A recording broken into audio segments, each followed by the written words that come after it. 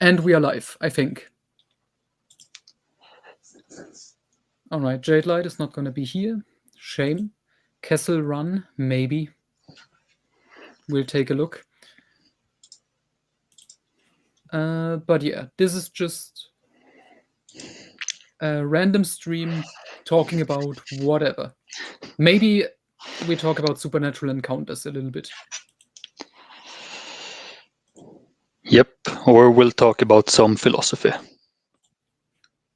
Yeah, because Sivert can't help me reading my fucking chronology because he's reading philosophy. I mean, I can help you now, but I won't read it Okay, later. that's good.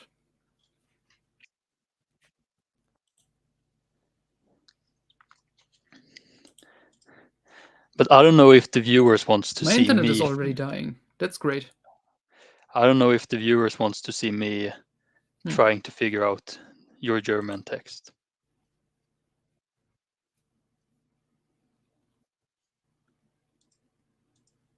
Yeah, my German. Oh yeah, Matt Wilkins needs to see this meme. All right. I'm gonna use this as a fucking... Oh! Hey! Speaking of Matt, we have another Matt here. Hello there. You should feel fucking ashamed. I am. Hello there.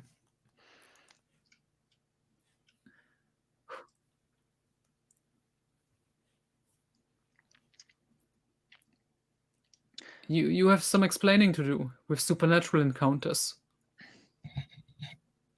About what?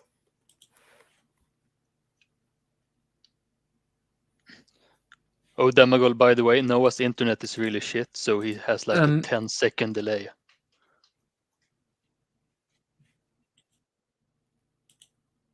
Yes.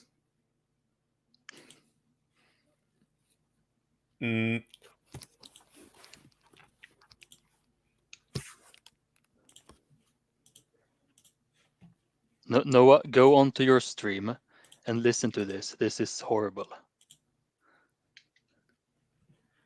Okay, let me check. Is it better now? I don't know. Well, are you listening to your stream? I'm gonna do a countdown, and then we'll see what the delay is. No, wait. Give me a second. Give me a second.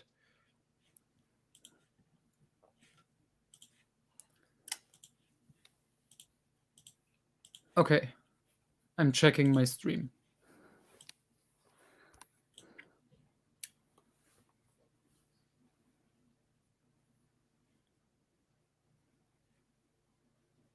Sounds fine.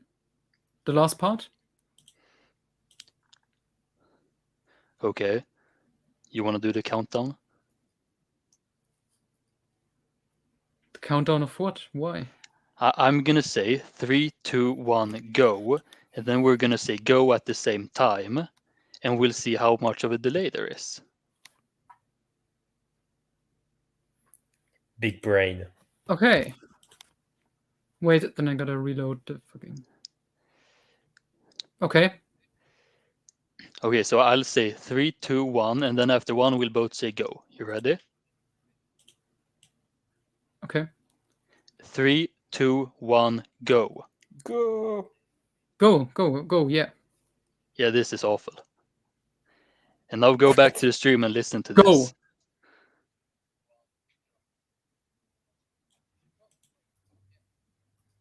I just listened to it. It seems to be fine. Well, then maybe I have the delay. Who knows? Jesus. Okay. So we can all hear each other right now. Let's assume the stream is also going fine. Let's talk about supernatural encounters first. Because that has been released in parts, I guess. Yeah. Yeah, and Brennan has read it. And one awesome thing I've already learned, Manda Zuma survived the Yuuzhan War. He's the Jedi character from the novel Scourge. And that makes me very happy. But there's apparently also shit in it. mainly Disney connections, which I haven't read it, so I don't know, but it's just that it's in there at all. I'm not Yeah. feeling too confident. Yeah, I haven't read the new chapters that he's released. Only the old 300-page version Mhm. he put out like several years ago. Yeah, so according to Uh, Brennan, what's in it? It mentions a planet from Endor. The Cepho species, which yeah, let me see what he says here. That was mentioned somewhere. And then there is a that's from, rebel faction from Rogue One source material. okay. Yeah, the Zepho species are from the Jedi Fallen Order game. Oh yeah, right, okay. Yeah, and he already told me, he looked at my like chapter titles, my list, my index, and he already told me, oh, you gotta change some of the titles and the dates because of supernatural encounters. Oh yeah, he said there's a ton of stuff set way before Dawn of the Jedi. Yeah. Yeah, in the old version there was also the World Between Worlds from the Rebels Filoni show. Mm, And that was like kind of how well, it relates to Splendid App, from the comic Tilotny Throws the Shape. yeah. We are talking about Supernatural Encounters by Joe Bongiorno, the new Legends Expanded Universe book, which is coming out right now in bits and pieces. Wait, so explain what exactly do you need to change and why? Brennan didn't mention. I don't think he wanted to spoil. But I mean, I can already guess it's just because Joe is connecting different stuff and like changing dates slightly. Because someone explained this to me. Oh, it's okay for him to change dates because even though like the dates we have with like the stuff 200,000 years before, it's already vague. And it has in the book it has like the excuse of like this is from the journals of this historian, and he may also be completely off in universe. So it's Yeah. like a big, maybe it's accurate, maybe not. So yeah, I don't know how much of this is gonna, how much of it I'm gonna work in, or how much it's gonna affect. Like I'm gonna keep stuff like Manda Zuma surviving after the Yuuzhan Vong War because that's great. But yeah, it's hard to say how much I'm gonna keep. I mean, I don't know with all his pre Dawn of the Jedi stuff.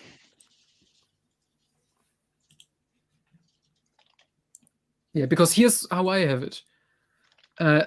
Vaguely, at like 200,000 years before is my first chapter. And then we get to the Dawn of the Jedi comics, essentially.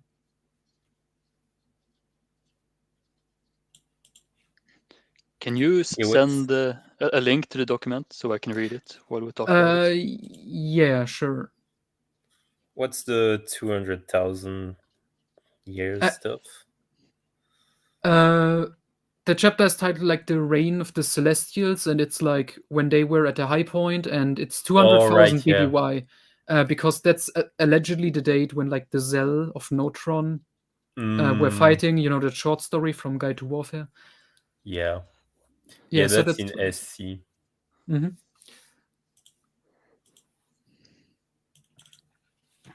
Okay, I sent the document in the Discord. This is all in German, obviously, because that's the full document, not the translation, which is currently getting worked on a little bit. But yeah, as you can see here, the fucking KOTOR, SWOTOR stuff is just way too much. Way too fucking much.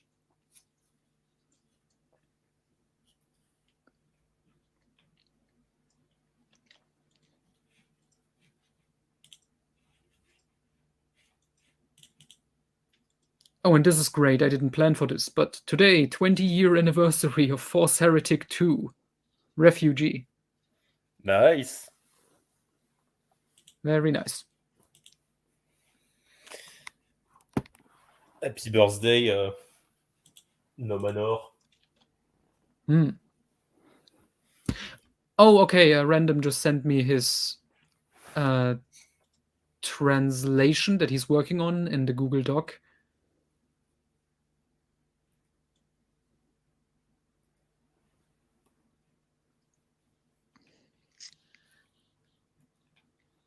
And he hasn't gone far.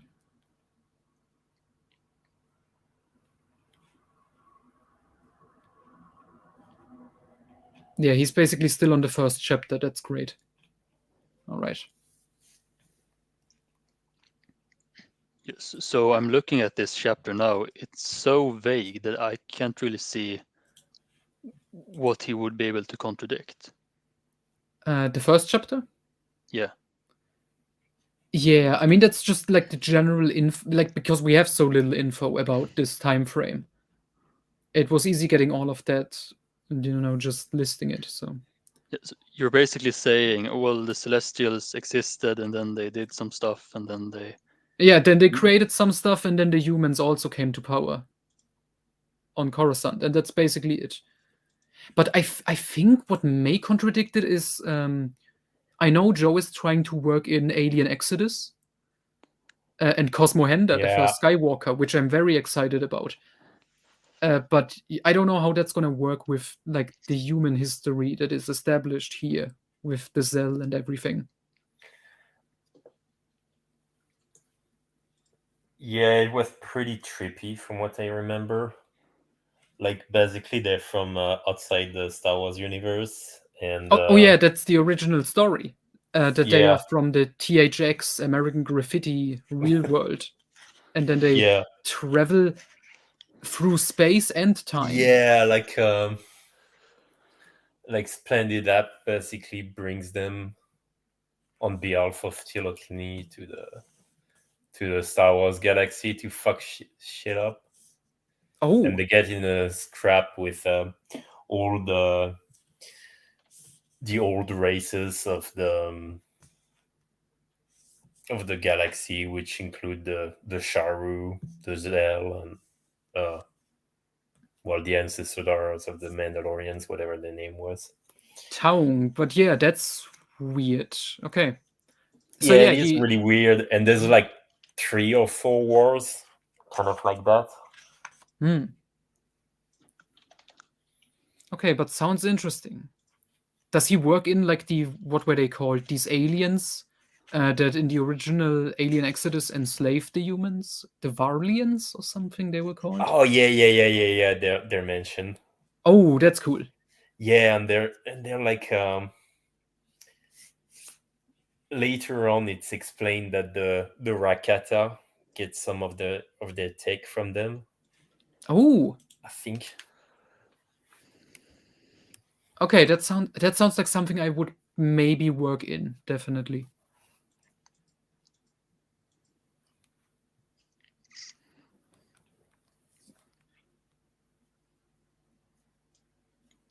But yeah, the rest here. So I guess what it's mostly gonna affect is between chapters 1 and 3, because chapter 4 already begins the Dawn of the Jedi comics, and I doubt Joe's book is contradicting anything here because that's just this is the story we are told in the comics. This is so that should be all fine.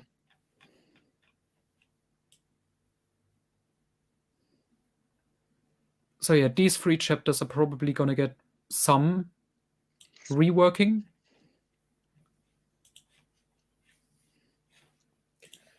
Yeah, and SC also touches the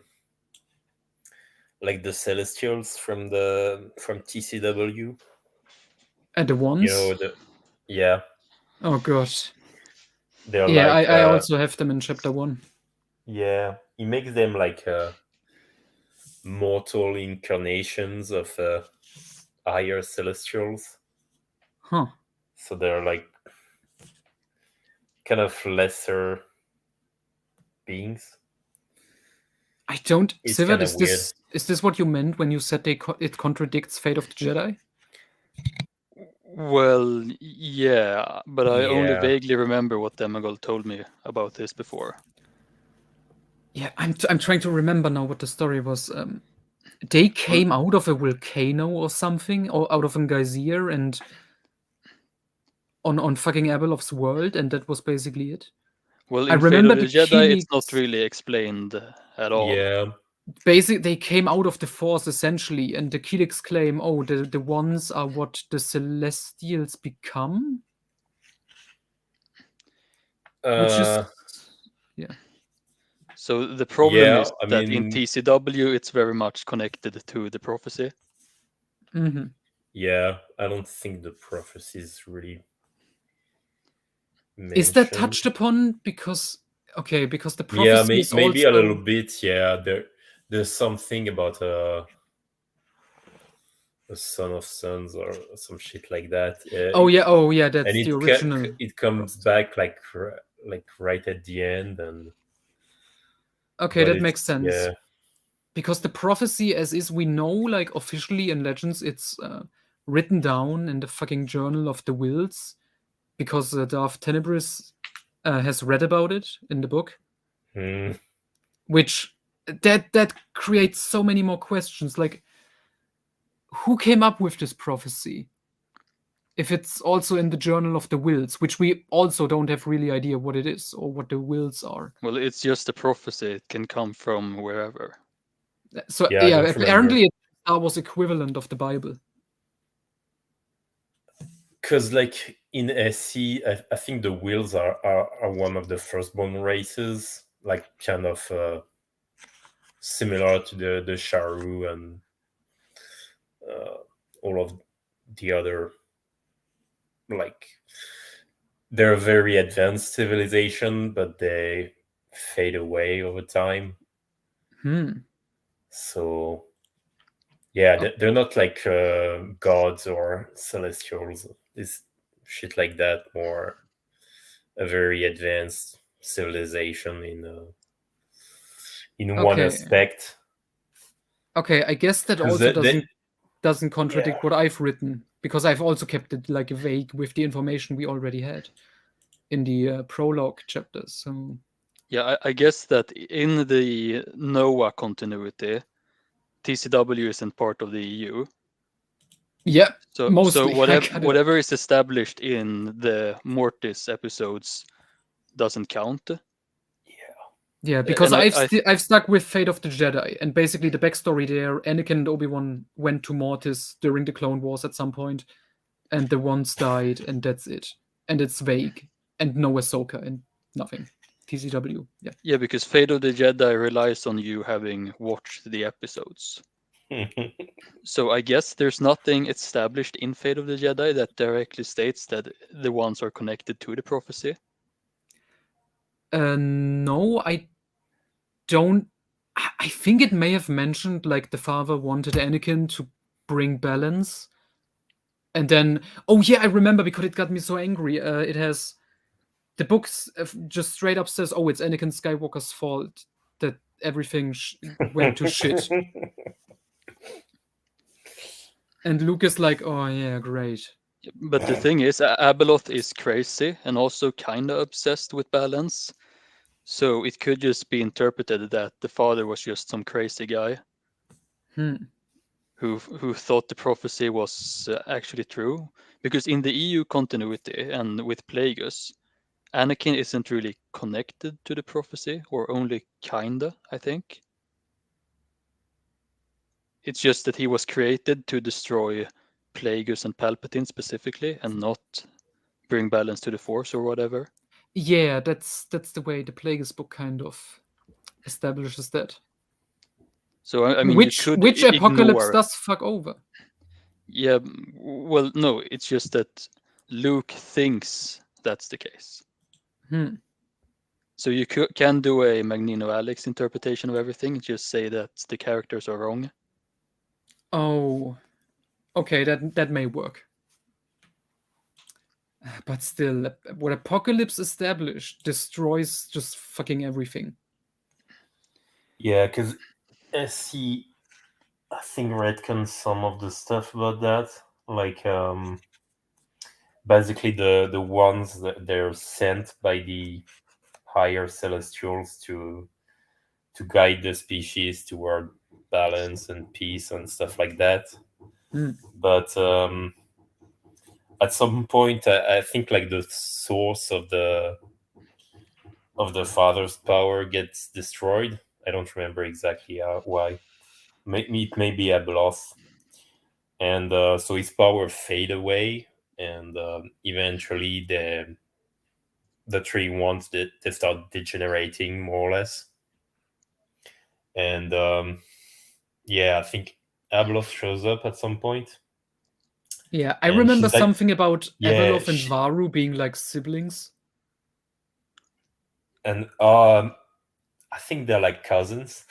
Yeah, some way. something. Because Abeloth is like the daughter of Tilotny. Like she gets transformed into a worm or some shit, and right before being destroyed, she gives birth to Abeloth, and Abeloth has like amnesia or doesn't know anything about herself. She finds the one. At some point, she bases in the pool or whatever. Yeah, that's fate the of the backstory. Jedi had. Yeah, Yeah. and she discovers her true nature and kind of goes mad against the ones because of that. So they imprison her use by building by having the Kilix build a center point and the Sinkhole station, all this trippy shit. That is nuts, but I guess we needed some kind of explanation how Abeloth ended up on that one planet, because like that was so difficult writing it in my chronology here, because she's in Fate of the Jedi. She's said to be a human woman who stumbled onto them, but it's like based on like when this happened allegedly, like we can guess humans. I think they should at that point still be the cell on Notron, and also how they don't have like they can't travel the galaxy. So how did she end up there?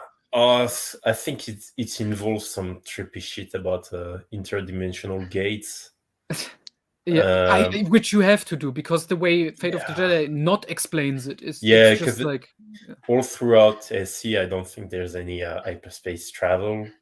It's like wars over on some specific worlds through the Infinity Gates. They're celestial, so they should have Infinity Gates. Yeah, there's like the Infinity Gates and another type of gate. I forgot what. The what was it called? By degree. Hypergates? Yeah, I think that. All right. There's a nuance between these two, and because like in the first part, it's the war between Tilotny and their allies against the firstborn races. Then there's a second series of war between Tifo-Gem and the good guys. And then lastly, there's the Rakata, basically. All right. Yeah, so like I said, that sounds like the first 3 chapters will need some adjustments. Yes, so when are you planning on releasing this book? The Old Republic one? My hope was... Or rather, how willing are you to wait for SC to come out?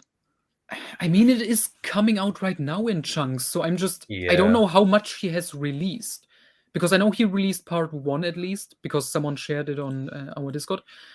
Yeah, I think he put out part 2, and I think that's like over 400 pages at this point he has released, I think. Yeah.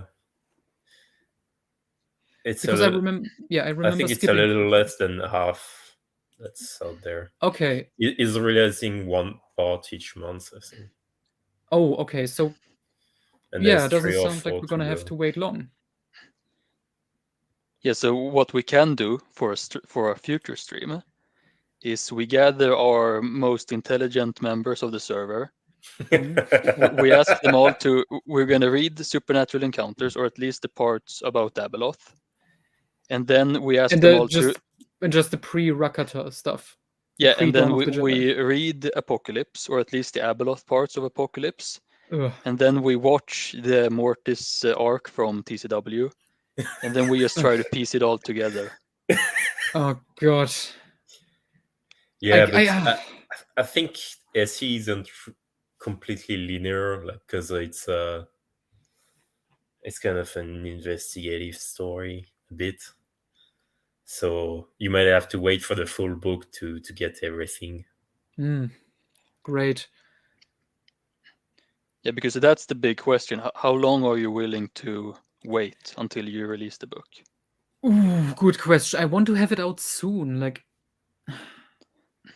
but I mean, I guess if you're writing the Clone Wars book right now, no, I'm done with the Clone Wars book as well. Which you might want to tell the stream. You might want to tell the stream about it. But if you're almost done with it, you could just release that one before you release the Old Republic one. Oof. I did want to release them in order, but I guess that's a possibility. And I mean, that means I only can release them in German for now, because the translation is going to take a while into English. Or you'll just ask random to stop with the Old Republic one and switch to the Clone Wars one. Oh, I bet he's going to be happy about that. Yeah, because you're already releasing that. You're not releasing them in publication order, but you're not releasing them in chronological order anyway, so it doesn't really matter. Yeah, and I mean, I'm gonna put them all together into one book anyway, once it's all done. And it's gonna be 1,000 pages. So, yeah. So do you want to show us your complete Clone Wars book? Sure, unless you guys want to check here the fucking KOTOR SWOTOR sections, but... Well, I care more about the KOTOR section, so we can check it if you want to. Okay, here's the Battle of Malachor 5, chapter 12. You can check that one, and... Yeah. What I found funny, let me actually check how long this is, this entire part. Okay. KOTOR and SWOTOR. And then all the way up to like Darth Bane. 3,976 BBY until 1,000 BBY. And that's 59 chapters. Nice. And then my Clone Wars chronology, it's like 22 to 19 BBY. So 3 years. And that's 54 chapters. So it's almost as long as the entire Old Republic era here. Yep, and that's ignoring TCW and TCW yeah, it would be even longer with TCW in it.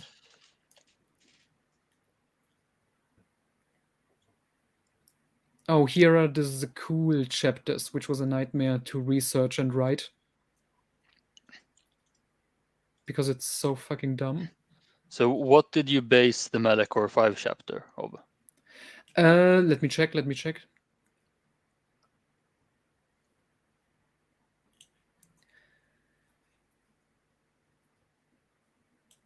I think it's based on what the novel Revan said, I think. Because I know you told me there's like differences between what the game implies and what the novel says happened. Yeah. Because one said like Revan basically fucked them all over on purpose, and the other one claims, oh no, it was like just an accident. And I think I'm going with the accident in this chapter. But I'm not sure. That's the Revan book version. Hmm. In KOTOR 2, basically, it's implied that Revan had already more or less fallen to the dark side for a while, but he wasn't openly a Sith until after the battle.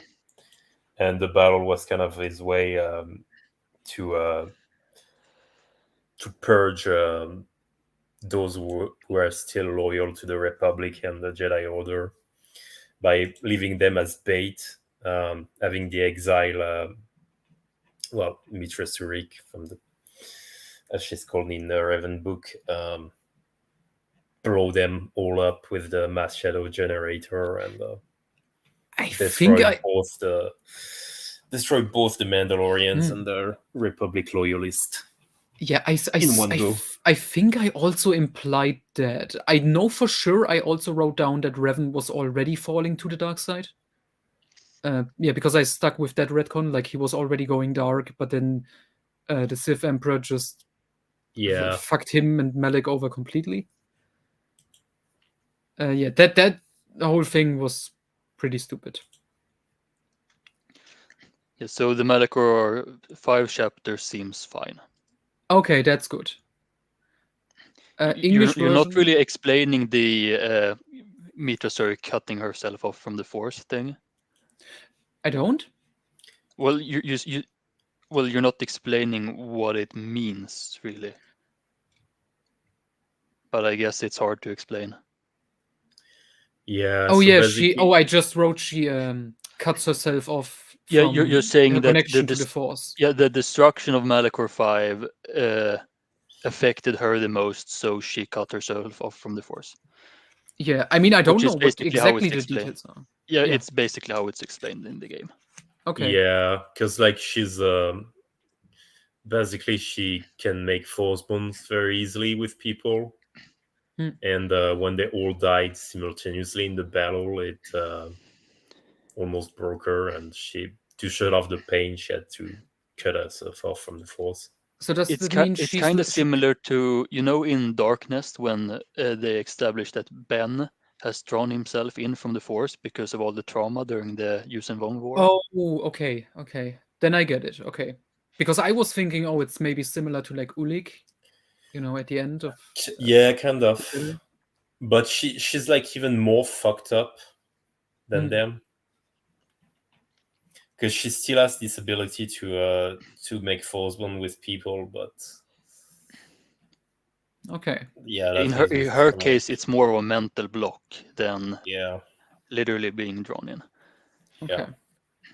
And then she starts feeding on people's death. Mm. It becomes a bit weird. It's actually pretty good. It's their canon way of explaining why you're leveling up during the game. Okay. Yeah, so basically, it's a bit weird because it's not very well conveyed in the game. But speaking of very well conveyed, I'm looking at the Revan chapters when he returns. Oh God. Yeah, here I can't help you with Revanite those. Uprising. Yeah, someone needs to read this, and yeah, that's fucking retarded. Yeah, I have to check this as well, what I wrote, but basically I tried my best to explain it. I couldn't, because it doesn't make sense. Revan returns, gets freed from prison, then he explodes in a fight, and then his ghost is good and his zombie is bad, and it's two different personalities. And then they get connected again, and then he dies for good, except not really, because then he returns as a good guy ghost, complete, to defeat the Trinity of the Sith Emperor. Yeah. Yes. That's basically that. That is worse than fucking fanfiction. Retarded. Yep. Yeah. That's photo for you. Writing this, the whole part, like, it was fine. Writing all of this was kind of fun. Like the Hutt Cartel stuff here and Operation Endgame, which is the Annihilation book. And all of this reads like, oh, this is fun. Researching this makes sense. And then I get to the Revan parts and it's stupid. It goes and then I get to the fucking Eternal Throne Empire Alliance shit. I don't think I ever explained what the fuck this Scorpio droid even is or where she came from, because I have no fucking clue. It's basically, it has to do with the IOCAT stuff. Like she's part of some AI experiments. Okay, I haven't written any of this down with her. She randomly shows up and becomes an important character who does stuff. Yeah, because she's like a part of the Imperial Agent storyline before. Oh, okay. I don't remember exactly.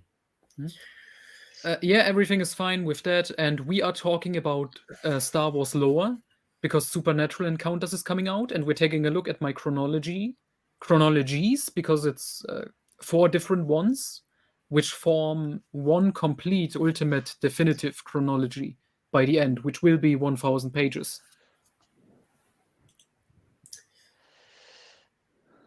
Yeah, I don't think that's gonna help. 4 minutes is not enough to explain any of that shit. But I mean, no, you explained it pretty well. He dies and he explodes, and then his good part is severed from his body, which becomes evil, and then they reunite, and then he shows up as a ghost. Yeah. That's It's because basically what I happens. guess the guys who wrote Shadow of Raven, they probably go with like one version of Revan that you find in some shitty fan fictions, in that he still has his, like, there's the real Revan who used to be a Darksider, and then he gets a good personality implanted on top of that. It's not really supported by the books, and the games, the Koto games, kind of insist that is pretty much the same person as he was before, but you find that element. So you have like 2 Revan personalities. It's retarded. That's really dumb. Oh, speaking of dumb, I have to quickly search something. It was pointed out to me. I have to include fucking Darth Revan time travel bullshit. You know what this is? Oh, isn't this With like some lore book? no, shit? it's an ancient Sith Lord called Darth Revan. He named himself Yeah. after Revan, but he only read about Revan with a typo, where he was called Revan, so he called himself after a typo. And he uses like an ancient Sith artifact called the Dark Staff or something to travel into the future to the Battle of Rusan. And then Oh he yeah, dies during the Darth Bane Battle of Rusan conflict. I And mean, I you was don't told, have oh, I to have. include that. I mean, I already included the C-3PO and R2-D2 traveling into the future in that one Droids comic. So I guess I also have to include this here.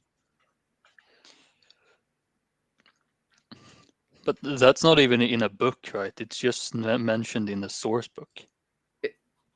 The Droids part or the Darth Revan stuff? Because The that's Revan part. yeah, the Revan, that's obviously Able GP. I don't even have to look it up. Yeah, but the dark stuff, isn't that from some I from think some that's from campaign a stuff? yeah, because there is. I read that a couple of days ago. There is like a zombie story scenario in some Wizard of the Yeah. Coast thing. And I think it shows up in SWTOR too. Yeah, there's a lot of time travel. Like off the top of my head, I can think of 3 examples. Maybe 4 if we count the Mace Windu tales, because I know he time travels in one of those. But yeah, there's the one with C-3PO and R2-D2 traveling into the future to Endor, and they meet Wicket before they actually meet him in Return of the Jedi. And I think it was just because they wanted a crossover between the Droids cartoon comics and the Ewoks cartoon comics. But I think the shows took place a couple of years apart and they just did a time travel. And then Abel G. Pena and the guys wrote like the Endor Gate is like a black hole phenomenon. It's also responsible for transporting Darth Vader's like his glove to Mon Calamari in the Jedi Prince books. Based? Yeah. That fucking thing can just do anything, apparently. So yeah, it's coming out slowly. He released like one part every month, essentially. Yeah, it's not completed yet, but we are on the way to get the full Supernatural Encounters, finally. After a decade or so. Yeah, I don't know where you can get it on his Discord and maybe on his website, I guess. Mm-hmm. What I'm more excited for and to include in my chronology book here is the fucking Hungarian Han Solo book translations. Oh yeah. Because I've only read the Imperial Agent one, which the translator removed, but I stole it before he removed it. And that one's good, and I would like to write the fucking story down. Because I just wrote about Han's biography, essentially. Which I had to include stuff from, like, some video game. I don't remember which one. I think it said Empire at War, but I don't know. Han and Chewie already working for the rebellion, and it said like Mon Mothma and Leia knew about them before the events of A New Hope, because Han was freeing Wookiees on Kashyyyk. And it's like, I hate video games. Sure. The fucking continuity fuck. It's like Star Wars Galaxies or SWOTO all over again. Why can't they just hire good writers? I saw that you found the game about the resurrected HK-47 on Mustafar. Oh yeah. Was that Galaxies or was that something else? I think so. It probably was Galaxies, but yeah, I have to include that. It's gonna be its own chapter together with IG-88 doing another droid uprising. I'm gonna call the chapter Rise of the Machines after the fucking terrible Terminator 3 movie. Because I enjoy those little joke titles. I think they should be available still, like the original Hungarian text. Oh, they are on Joe Bongiorno's website in the Hungarian language as PDFs. But yeah, translated into English, they should be coming out this year, I hope. I pray they come out this year because I need them. It's just a video game. Mm-hmm. Yeah, from the same game that brought us fucking General Grievous return as Necrosis. Or they also resurrected Grievous? Yeah. Well, it wasn't Grievous himself. It was like his droid body became like its own entity called Necrosis. And he has his own bodyguards, and he was built like by an Imperial scientist or something.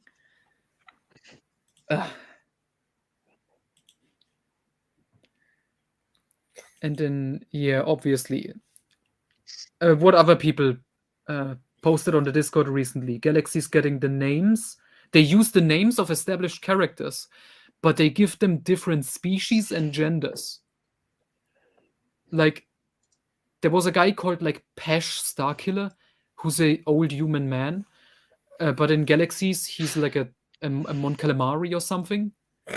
I think Talon Card in the Galaxies game was a Zabrak woman. And then Leland Chi, his explanation probably, it's just another individual with the same name. Thanks, Leland. Okay, let me get the prequel era one up. No.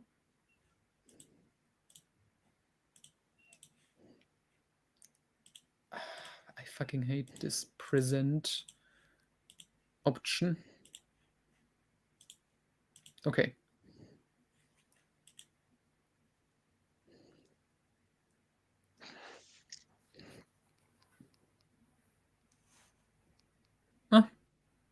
Okay, cool.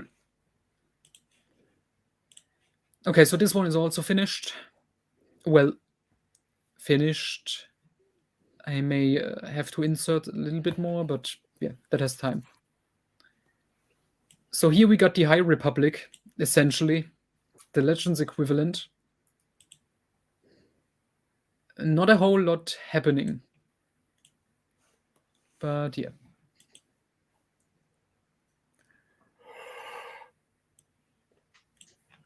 And here's the Clone Wars. And as you can see, it's the original Clone Wars timeline. Nice. With fucking the Skywalker's novella. It's now set where it was supposed to be set. Shortly before the Jedi Trial novel. And yeah, basically everything is in here. And then here's a couple of TCW chapters based on the tie-in books, because those can work once you cut out all the TCW connections. Yeah, the correct timeline. And then down the here one we have... with Pelion? Oh yeah, the one with Pelion and Obi-Wan and Bail Organa going on a mission to Zigula. Where it's like, okay, the basic story can still work. I'm gonna insert that. And then Mortis is here in 20 BBY.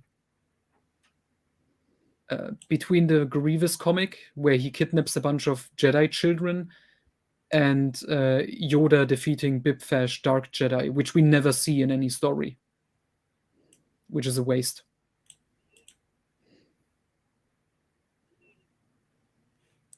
And yeah, Dark Times here was the most difficult,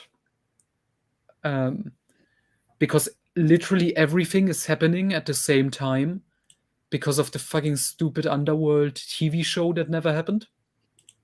Mm.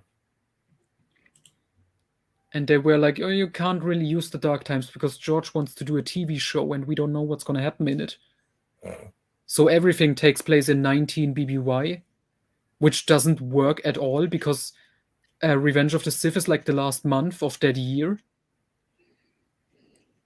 So I moved all of it to 18 point something BBY in this right here.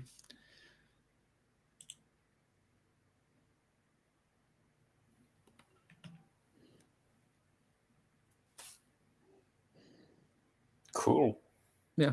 And down here we just get a time jump from 16 BBY to 12 with the Camino uprising and then the Mustafar stuff.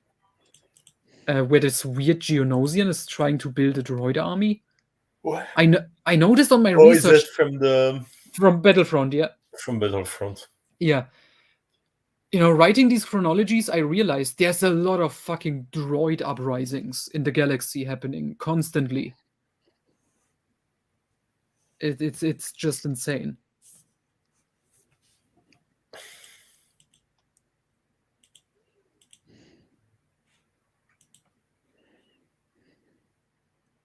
Wait, what?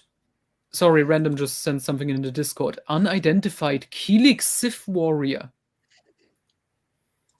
You gotta be fucking kidding me. Oh yeah, someone talked about that. Introduced in the fucking Wizard of the Coast role-playing shit. Oh, that doesn't count. That doesn't... A Keelik Sith individual resided on the planet Elzacan long prior to 27,000 BBY. That's impossible. Yeah, it's retarded. Unless they involve time travel again. Yeah, actually, in Supernatural Encounters, there's some tricky shit about Korriban being made from Tifo Gem Sart or some shit like that. Oh, the article explains, oh no, it's not like the Sith, it's the Korriban Sith species Sith. He believes in their, like, force shit. That's dumb.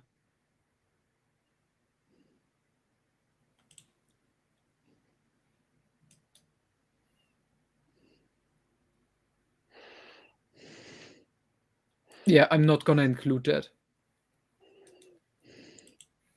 That's retarded.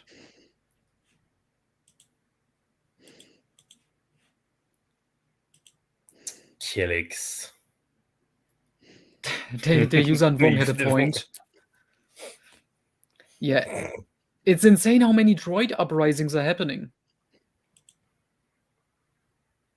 Oh yeah, a link. Sure, let me see if I can do it.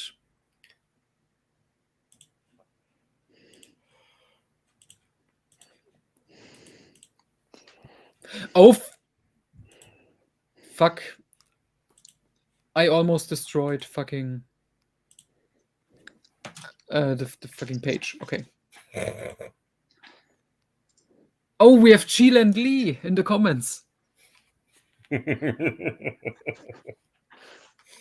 Excellent.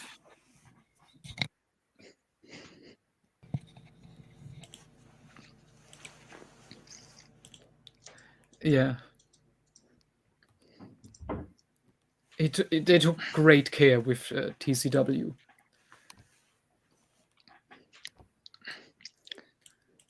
But yeah, Dark Time stuff goes until 5 BBY here. And then after that is the Rebellion stuff, which I guess I can also show quickly.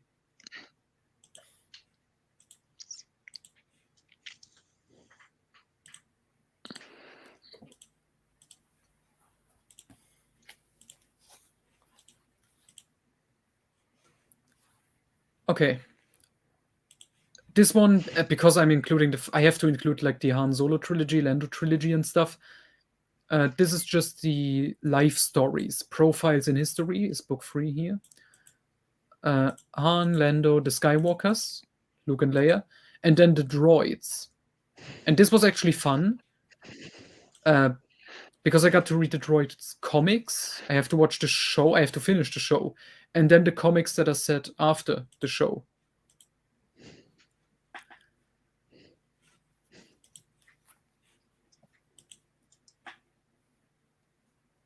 And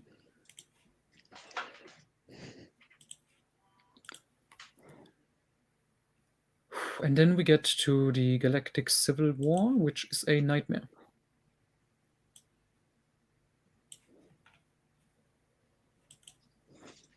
Oh, okay. Here's a bunch of shit I already wrote. I misspelled machines. Great. But stuff I have in here, like just as a reminder that I have to talk about it. The Red Queen story arc from Marvel Star Wars. And just Marvel Star Wars in general. But that's a big thing. X7, that's the Rebel Force series. Galaxy of Fear. Dathomir Quarantine. That's the Death Troopers sequel that contradicts Courtship of Princess Leia.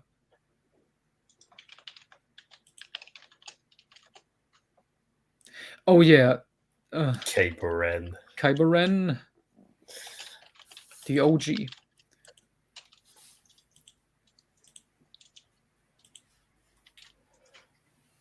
Yeah, tons of references to the droids on Ewoks show in Supernatural Encounters. Yeah. It's Oh, really it has to talk about the Great Heap, right? Because he's part of the Abominable species. Yeah. I'm pretty sure he was part of that. Yeah, that's okay. That's good. So, Dathomir Quarantine. The Bounty Hunter Wars. Rise of the Machines, which is AK-47's return, and IG-88 trying for the second or third or fifth time to do a droid uprising. Wait, should you really call it the Bounty Hunter Wars? Yeah. Won't maybe. they confuse it with the Bounty Hunter Wars? What do you mean? Like the actual Bounty Hunter Wars? The trilogy?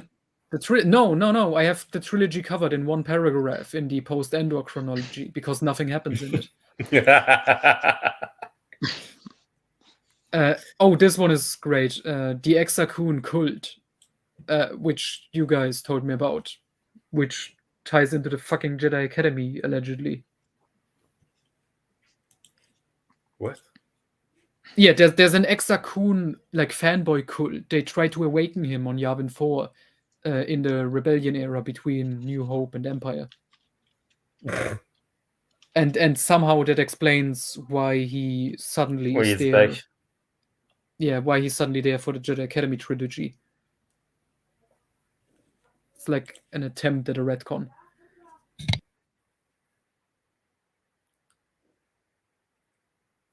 Because I think his ghost shows up on Yavin in SWTOR. Exar Kun? During the Shadow of Revan shit. Yeah, Like, which it Sivert, just which you Sivert can't. pointed out, the ghost of Nagaseto is apparently also Yeah. still there. Yeah, and there's Marka Ragnos as well. But it's just their ghost. You can't interact with them. Wait, how is Marka Ragnos there? Isn't he trapped on fucking Korriban? Well, he's there. No, I think it's actually said that the ritual that Revan is doing is drawing his spirits Oh, great! So we get on the cameos. planets. Oh, I'm and talking it's also Suator, so they probably don't care Yeah. that he's on Korriban. Yeah, they don't know. They don't care. This is okay. So I'm explaining it right now. I published recently the Ultimate Chronology book. That's literally everything that happens after Return of the Jedi in the timeline in Legends. Now I'm writing the rest of the chronology, which is basically the entire history of Star Wars Legends. I already finished the Old Republic, and I finished the prequel era, and now I'm in the Rebellion era, so around the original movies and shit. And once this is done, I will release all 4 of them in one volume, and it's gonna be 1,000 pages. And I'm gonna release it as an audio book, so to speak, on YouTube. Just reading it. It's gonna be fucking 3 days long. It's insane. And Are you I gonna probably re-record the old ones? yeah, because the old one I did upload that wasn't complete because I updated the post-Endor chronology with a couple of chapters and stuff. So yeah, I'm gonna read the entire fucking thing in German, and maybe even I'm gonna have to do it again in English unless I find someone who's willing to record it, like a native English speaker.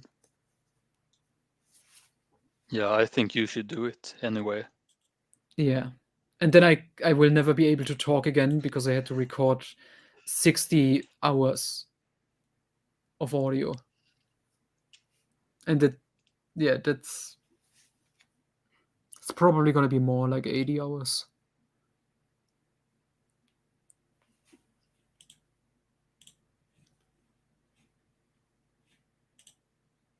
Yeah, he should do it. I'm totally for that if he just...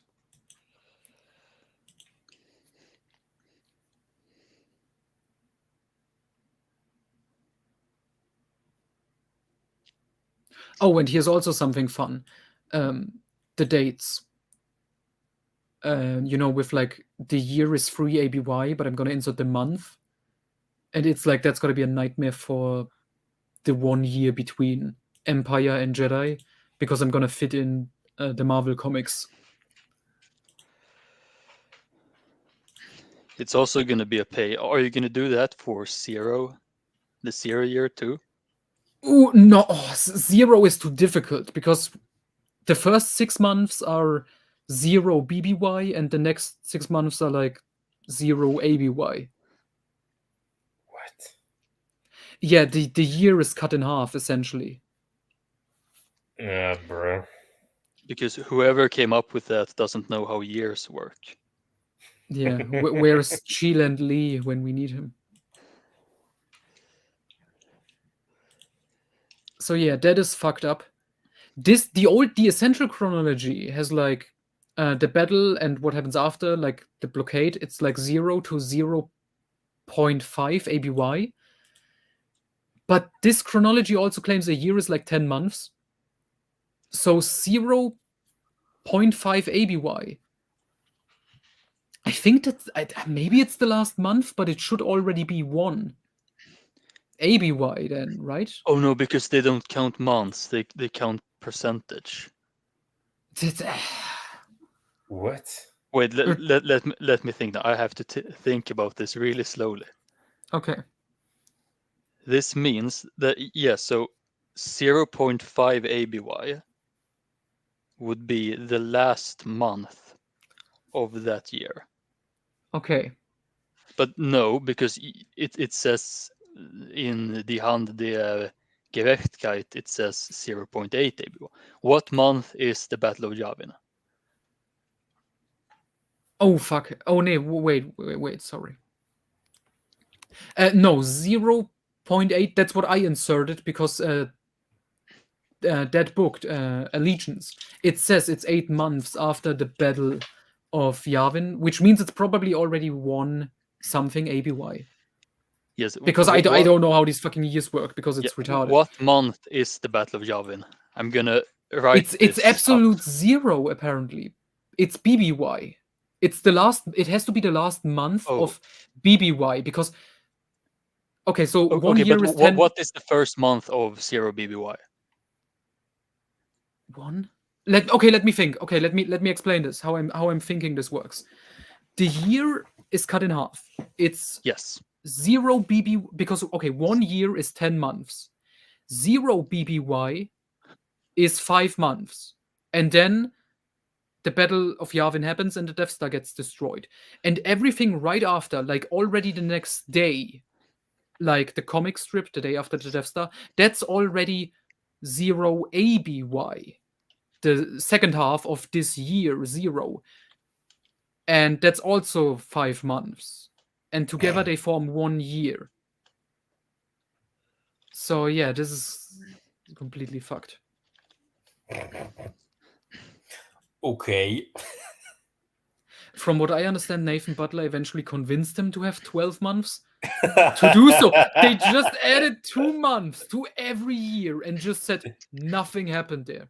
Yeah, because if you go to the Clone Wars timeline on Wikipedia, it definitely has 12 years. 12 months. I'm gonna stick to 10. I'm sorry, Nathan Butler, but I can't deal with this. Wait, how do you share screen? I might have to type this out and show it to y'all. You should have an option down there to share screen, like present.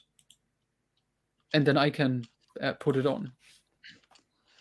Yeah, hold on. I'm just gonna type this out to make sure I get the correct amount. Yeah. I did wanted to give like my Apocalypse review English subtitles. I already wrote them down, but I would have to type them in manually, and that's just no, because that review is over an hour long. But I guess I did want to make a video like just reading what I said in English, because I have that written down still. Oh, he mentions it in a video. Great.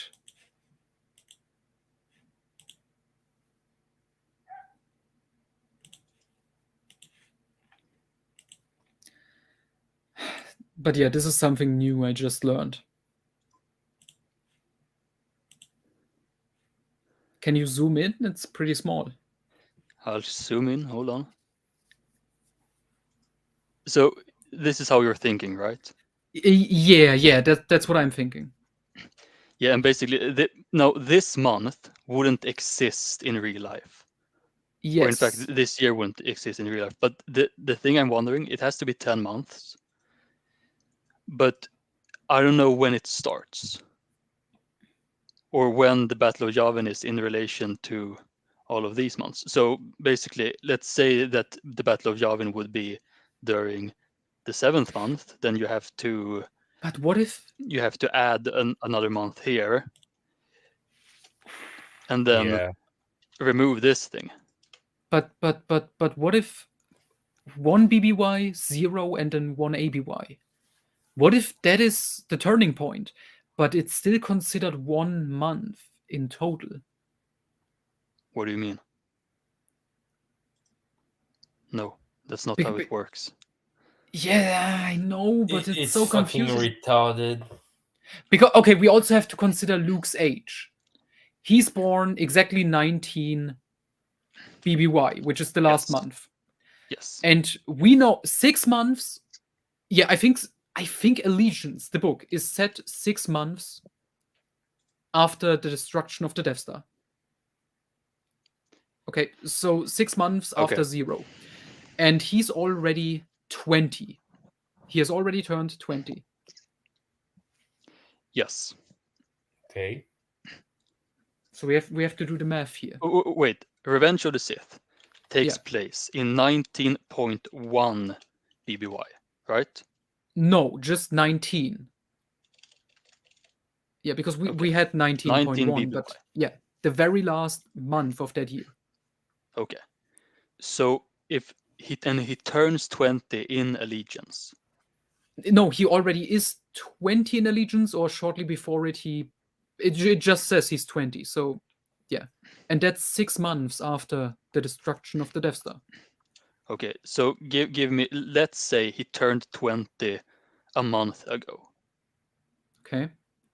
That would place Allegiance in 1.1 ABY. Okay. No, wait, it would place it in 1 ABY. Exactly 1. Yes. Oh, it would have to be.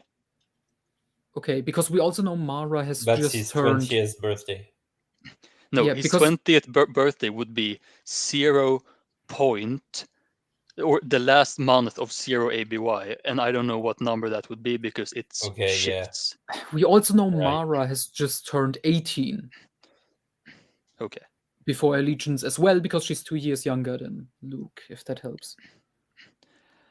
Okay, but I don't know Alright, what her right. birth month is. Me neither.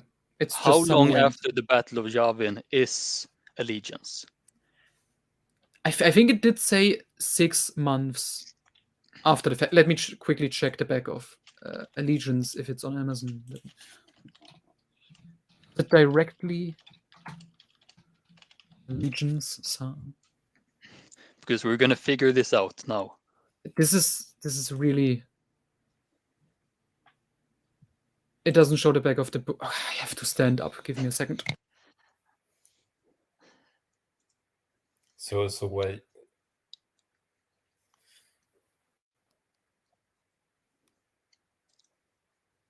Well, is he gonna 6 get months the book? after the Battle of Yavin, so the Battle Okay. of Yavin is like I just grabbed 0.6 of the zeros here. Yeah, I but just the thing grabbed is, both. if you look up here, Yeah, it's It- fucking retarded. yeah, because it reverses.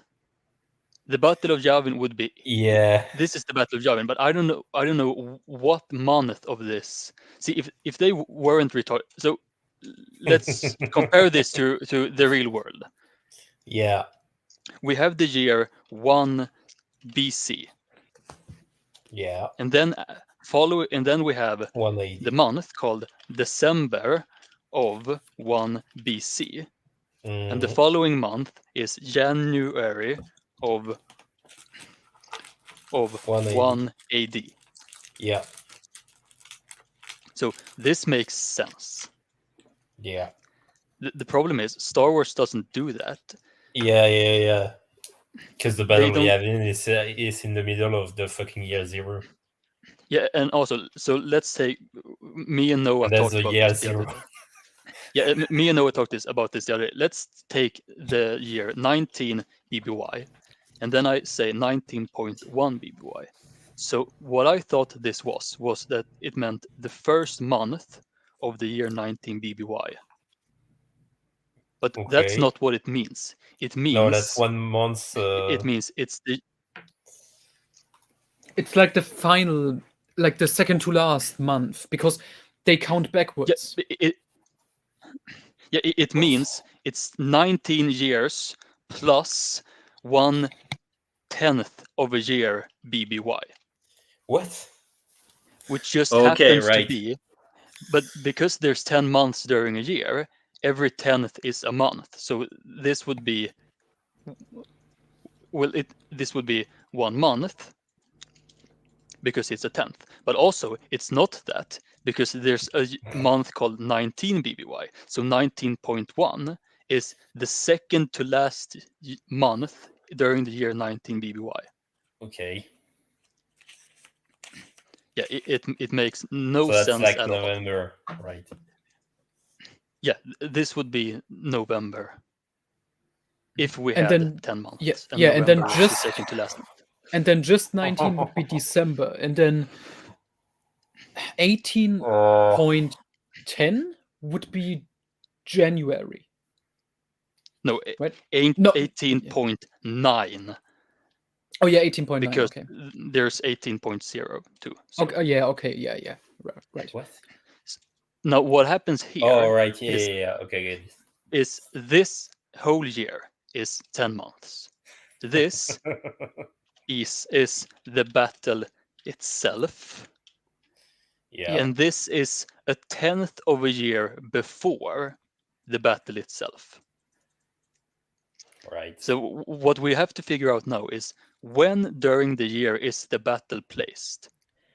Well, it has to be like right in A10.1 ABY, because literally the next day, because we have that comic, the day after the Death Star, that is counted as being ABY already. It's literally the next day.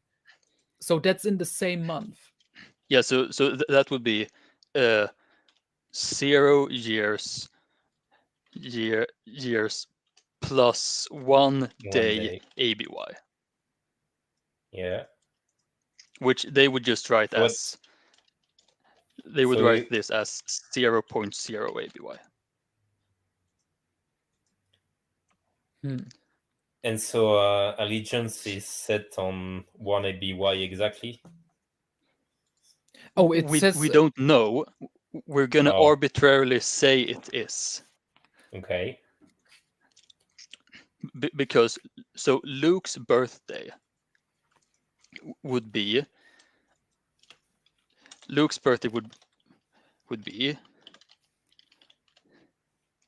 the last month of 0 ABY, which is also the same year as 0 BBY. Yeah. Okay. That would be Luke's 20th birthday. Mm-hmm. And allegiance, however, I don't know how to spell the name, takes place 6 months. Yeah, 6 months sometime after Luke's birthday. Right. And also 6 months after the Battle of Yavin. Okay. So the first thing we have to do is arbitrarily decide how long after Luke's birthday it is. It could be anything. I don't remember the book specifying. So how much do you have taking place in 1 ABY in your chronology? So far, I mean, fuck. The entire, the good chunk of the Marvel run, the book Scoundrels, the Rebel Force series, the video game shit, the Bounty Hunter Wars, yeah, the Galaxy of Fear books, the Dark Troopers, Kal-Katarn shit. So yeah, there's a lot, and the Choices of One, obviously, that's 8 months. So 2 months after Allegiance. Yeah, and Allegiance is one of the first things during 1 ABY, right? I would say it's kind of in the middle, because the Marvel run happens before it, and then some other stuff. But it can't be in the middle. It has to be. Then it's so much. And do all those comics take place during 1 ABY? The Marvel ones, yeah, definitely. They take place. Not all of them, but a lot of them take place because they go right into each other, and they are definitely set. Okay, well, you're gonna have to shoehorn them all into the time between Luke's birthday and Allegiance, which can't be too long. Why? Because maybe Allegiance he's also is sometime already after Luke's birthday. Yeah. Which is in the last month of 0 ABY. But maybe he's already 20. I think he's already said to be 20 in the Marvel run. I don't think they give a specific age, but they yeah, because it's 1 ABY, so he would be 20. Yeah, so that shouldn't be a problem, right? The problem is if Allegiance takes place sometime after his birthday, and also after the Marvel run, the Marvel comics, either the Marvel comics would have to be, or what the issues taking place before Allegiance would have to take place during let's say, 1 month, or allegiance is way after Luke's birthday. I mean, that's possible. It just says it's 6 months after, and he already had a birthday. So, yeah, he's Does 20 it in say it. how Like, it doesn't recent his say. birthday? No, it doesn't say at all how recent his birthday was. Just that he's 20 in this. Okay, And so it has to be like it's 6 months later. So somewhere in between 0 and 6 months after that, it was his birthday. So wait, that should be I fine. need to check the spelling of the book because it's gonna annoy me A otherwise. double L E GINANCE. It's easy. Yeah, I didn't listen. Hold on, I'm searching for it.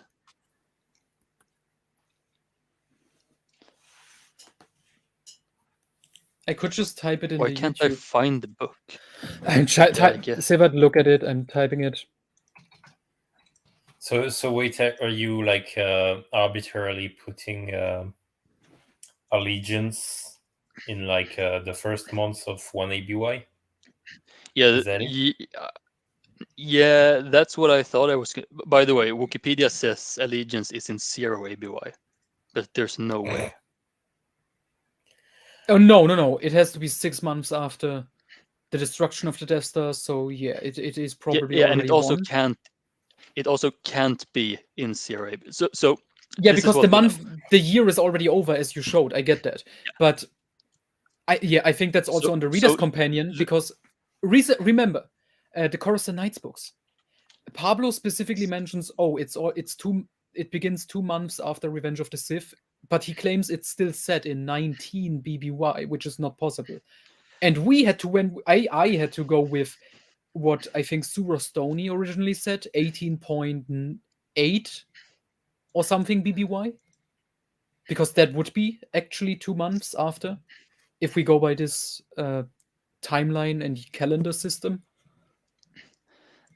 Okay, so anonymous gamers asking a question. Oh yeah. So the thing is, the year 0. No one wants to be hyper specific about when during the year a story takes place.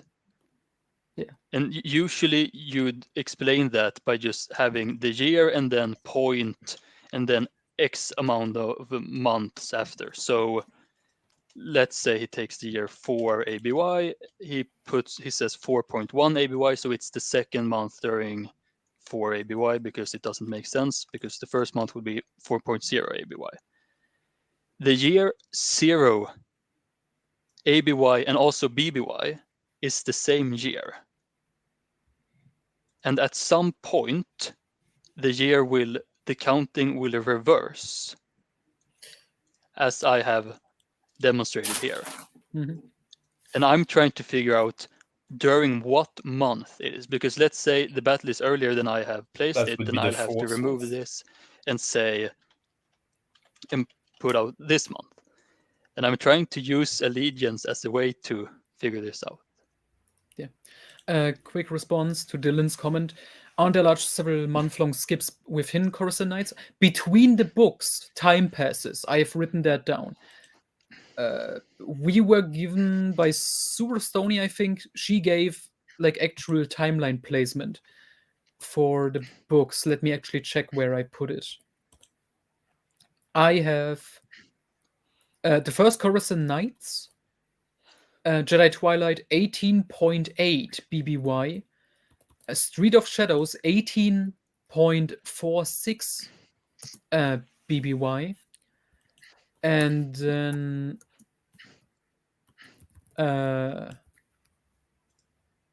Patterns of Force 18.1 BBY. Noah, can you send me your Rebellion chronology? I mean, it's not finished. It's just. No, I just need the timeline of chapters. Rebellion. Okay, yes. Wait. Yeah. So if you have allegiance taking place in the first months of the year 1 ABY, yes, then the Battle of Yavin 6 months before, it's in the 5th month of the. Yes, so that would place the Battle of Yavin. It would be right in the middle. Yes, wait. There's hold on. 5, 4, 3, 2, 1. That's 10 months, right? Yes. So here's Battle of Yavin, and then it would be 0.1 ABY. It would be 0.2 ABY, 0.3 ABY. It would look like this. But we might have to push allegiance back if, as Noah says, there's shit happening before. Okay.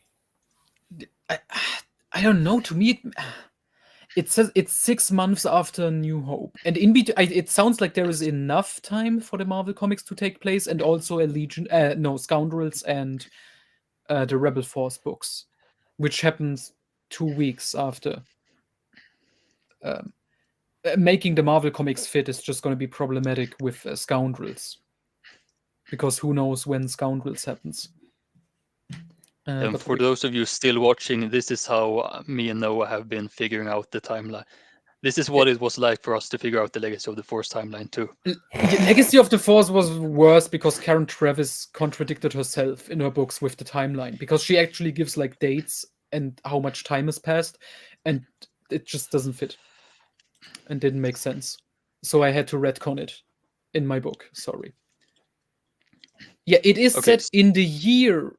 No, it can't be. Then just Pablo and the Essential Readers is wrong. Based on this calendar system, which was used in the new Essential Chronology and shit, it has to be 1 ABY. Because it's 6 months after the Battle of the Death Star. That's bizarre.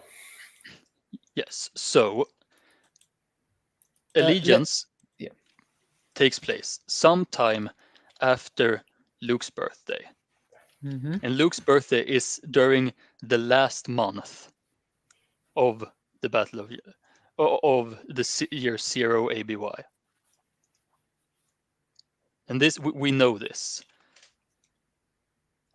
I'm going to highlight this as absolute fact. Nice. Okay. So let's say the earliest place we could place Allegiance then would be 1.0 ABY, which would be right after Luke's birthday. Mm-hmm. The latest time we can place it is 1.5 ABY, which would mean the sixth month of 1 ABY, and that would place the Battle of Yavin during the last day of 0 ABY. Why? Wait.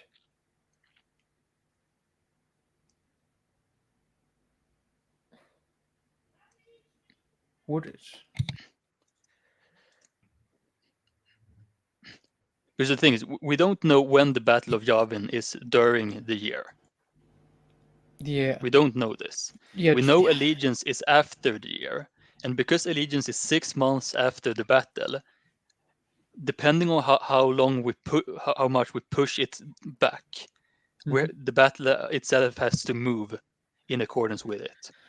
Okay, let's say the battle took place early in the year, because the Rebellion era is so full of shit that it makes sense that like ABY would be more than BBY. Yes, so the earliest place we can place it would be here, and that would make it, how many months do I have here? This is what the year would look like then. This is the earliest. Yes, this is the earliest we can place it, because if we place it a month earlier, then Allegiance would take place during 0 ABY. Do we agree that 0.1 BBY and 0.1 ABY are still the same? They are 1 month, essentially? Wait, no, what? These two are different months. I don't know, because I was thinking, can't it be that it's like the same? No, because that's not how Star Wars works. You sure? You Yes. sure? Like, I'm pretty sure even Yes. the people who made this timeline don't know how this that's works. how they count it. Yeah, it's fucking retarded. So it definitely has to be the start of a new month. Okay. And this is the earliest. Okay. Yeah, and the latest we can place it is place it during. Wait, I'm gonna make a new separate timeline. No, I think it's okay. I get it. This is the earliest. I think we have to go with the earliest. Just the timeline even works because there's so much ABY content. I say we place the Battle of Yavin here. Well, it wouldn't be called this. No, it wouldn't be called this year, but we place it during. We make it so that there's 2 or 3 months left of 0 ABY. Okay. And then Allegiance would be 3 months into 1. Yes. Okay. And please that write way, it down right clears... underneath. Write it down. Yes. So.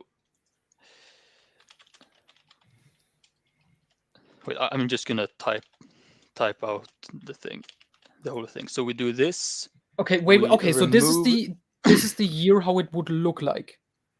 Yeah, we remove this, and then we just do. I'm gonna do it like this, and I'm gonna do it like this. So this is what the timeline would look like. That's 10 months, 0, and it ends with 0.2. You sure? Yes, that's how it would be, because the year doesn't make any sense. What if this specific year is longer than any other year? And you still have like 5 months after in ABY? Well, the to me it makes no sense that there is yeah, the that problem you go is from the last 0.2 to 1.0. This is the problem. Luke's birthday is during the last month of 0 ABY. No matter what, we could call this 0.1 million ABY. Luke's birthday is during the last month. Okay, yeah, that's for sure. Okay. No, wait, no. If we make the, this is why it doesn't make any sense. Let's say, Noah, when's your birthday? July. Okay, let's say we would invent a new month, and we'd place it before July. Let's say we'd place it between March and April. Would that mean that your birthday is still in July, or is it in June? Oh, Jesus, you're asking questions here. Yeah, June, yes. I mean, if you're inventing a new month, like, are you reducing the amount of days there is in a month? Or are you creating time? Your birthday is technically your birth date. Yeah. So I guess you could say Luke's 20th birthday is still during the last month, but in actuality he's 21 and not 20 because the year spans 2 years. What? So basically what you are proposing is we change the calendar so that the year 0 BB/ABY is actually 2 years put together. No, that's what you said. That's what I said. Okay. It would probably help the timeline to explain this 1 year is 2 years long. When is Mara's birthday? She was born in 17 BBY. And it just says, wait, the back of Allegiance just says, so it's Allegiance, like I said, 6 months after the destruction of the Death Star, and it says she's all of 18 years old. But I think I remember in Extinction, which takes place in 0 BBY, I don't know the exact date, it's before the Death Star explodes. Yes. She is still 17 in the Extinction comic. Okay. She's 18 years. When is that? In Allegiance? Yeah, In Allegiance. So 6 months after she's 18 already, because Luke is already 20. They are 2 years apart. Does it state that she's 18, or are you deducting it? It's fucking on the back of the fucking book. It says, at the same time, Mara Jade, all of 18 and years away from her fateful meeting with her future husband, Luke. Okay, so because they say that she's 18, not that she's had her 18th birthday, it would mean that she's 18 years. She's what? Yeah, she's 18. That's what the book states. Yes. And we know in Extinction, which is said before the Battle of the Death Star, in 0 BBY. Yes. She is still 17. So But, also okay, somewhere in between, she has a birthday and is 18. Wait, so answer me this question. Let's say, Noah, how old are you? 23. Okay. So next year you're going to turn, no, this year you're turning 24. Yeah. Let's say that we invent 12 new months. I don't know what you're getting. And we place them between May and June. What the this is fucked. But this is what philosophy has done to me. I'm doing this. And then your birthday is in July, which would be in 13 months. Would that would be your 24th birthday, but you would in fact be 25 years. Yeah. So, for the sake of this confusion, let's not say that 0 BBY has more than 10 months. Let's say it's 10 months. Okay, this 1 year is still 10 months. Okay, got it. Okay, so going back to the timeline. This your definitive timeline here. Okay. Yeah, I say that this is what we make it into. Okay. So wait, wait. So let me get it straight. The year starts 0.4. Then we go all the way 4, 5, 6, 7. No, wait. No, 4, 3, 2. Oh. No, the year starts in 0.7 BBY. It does? Oh yeah, okay. So 7, 6, 5, 4, 3, 2, 1. Then the battle, and then we change just the name to ABY. And then the remaining months is 2 months. 0.2 ABY is the last month. For some reason, it's retarded, but okay.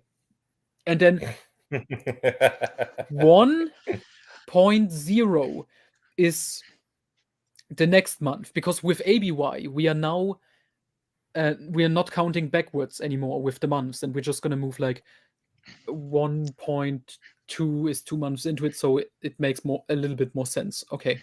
Yes. Okay, so yeah, please post this in the Discord. I'm just gonna use this to make sense out of it. It would make more and sense. Allegiance, and Allegiance would therefore be set 6 months after the Battle of Yavin would be.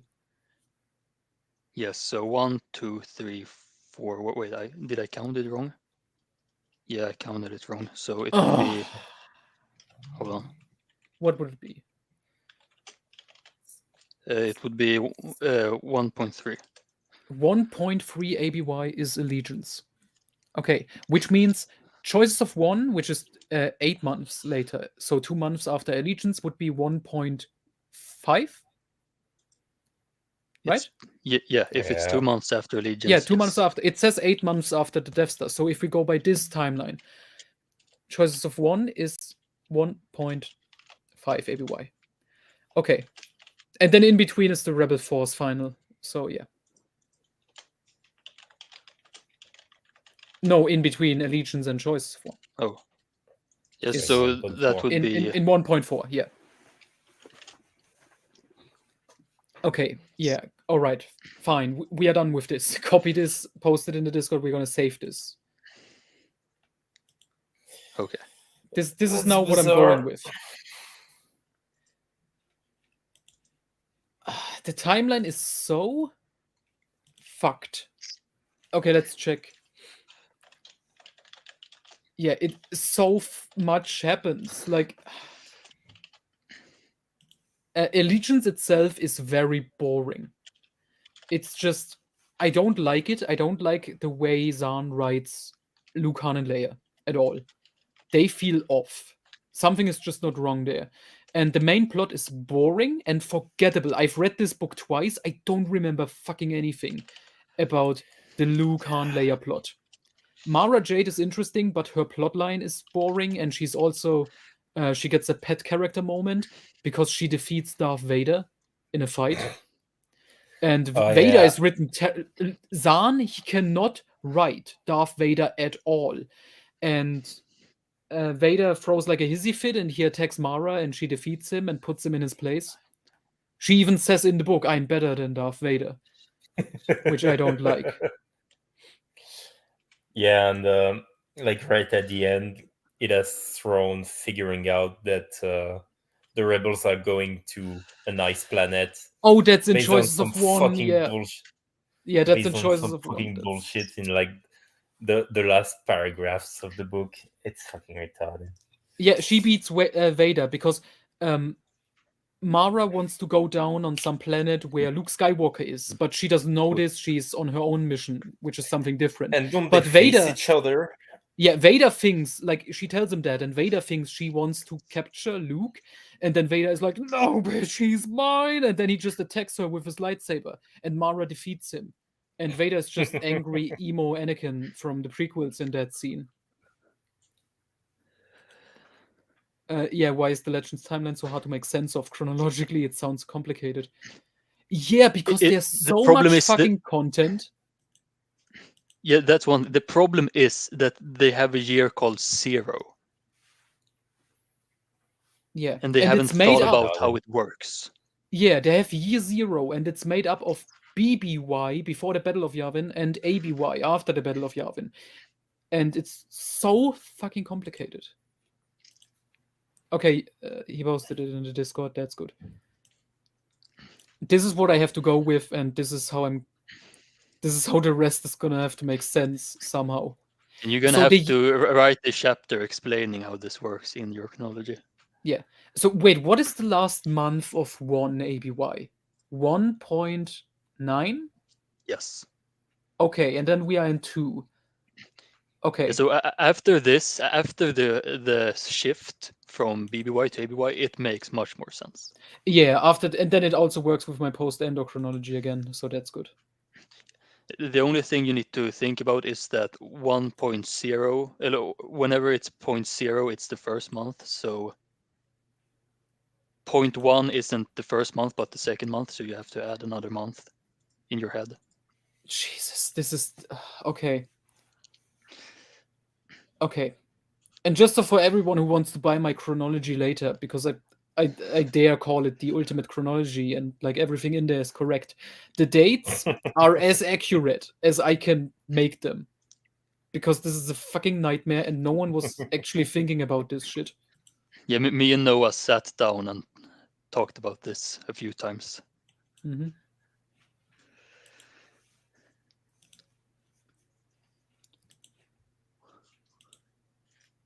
Yeah, you have yet to read it. Oh god. It is stupid. And it's even stupider that they, in universe, made it year 0. I don't remember if they had just treated it like the birth of Jesus, and just made it 1 year before, and then the next year would be 1 year after, it would make so much more sense. Yeah, instead it's somewhere in the middle, or just somewhere in that year.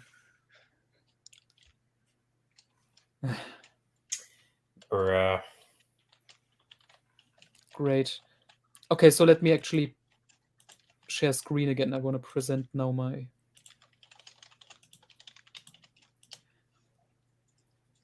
Okay, I don't know how to zoom in, but it doesn't matter.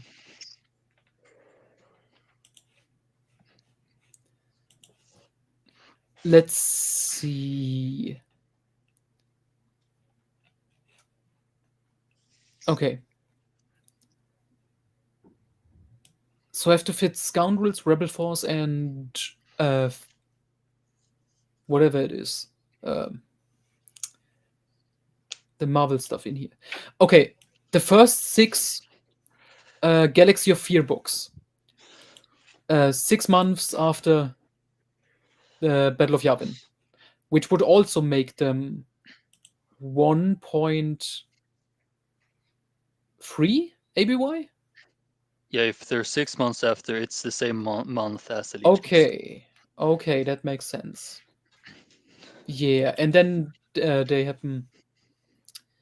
Shit, I'd probably. Oh yeah, the Dantooine, the clone book, is 11 months after Yavin. So is that already 2 ABY actually? Yes, it would be. Fuck. Okay. Wait, but is it stated that it's in 1 ABY? No. That's what I was guessing because it Okay. says 11 months. But yeah, okay.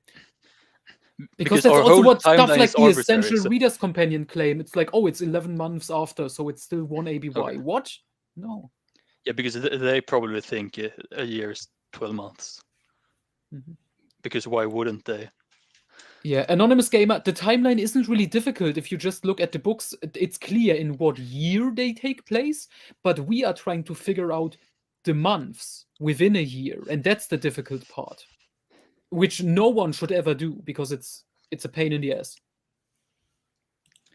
Yeah, and if you read, for example, Karen Travis' Republic Commando, she clearly thinks a year is 12 months. Yeah, sometimes it is. In some sources, it's 12. In this case, it's 10.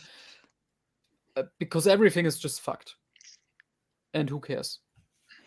That's. I think we're And- giving a pretty good, like, vague idea where what is said. And really, the only reason why we're sticking to 10 months is because Noah already printed his first book.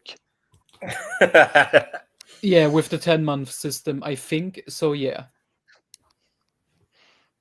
Galaxy of Fear is one of my favorite book series. I really enjoyed the first 2. And yeah. The rest is also excellent. I have to read those. Mhm. When I'm They have finished great with stuff. the Lando. Oh yeah, I saw that. The Lando trilogy is fucking they're awesome. great. Mhm. It's pretty fun. Yeah, it's a shame L. Neil Smith didn't return to write more.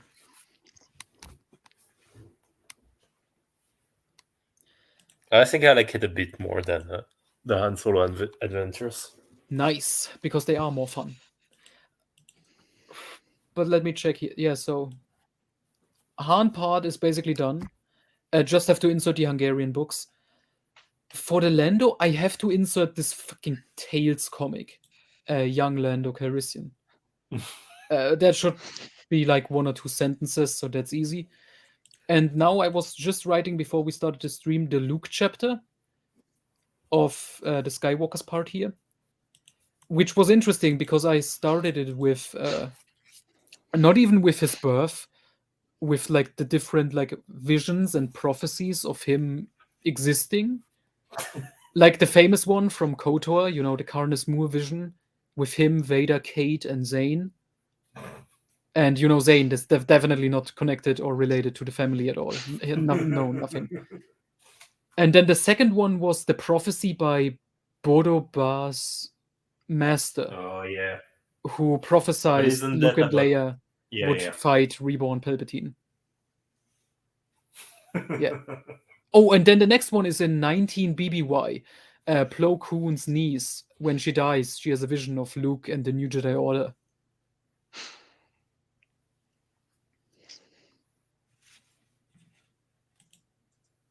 Yeah, the last 6 are a little bit more like, but still, I would say they are great fun overall, with great connections. And the last one hits hard with the horror element because it's about fucking cannibals.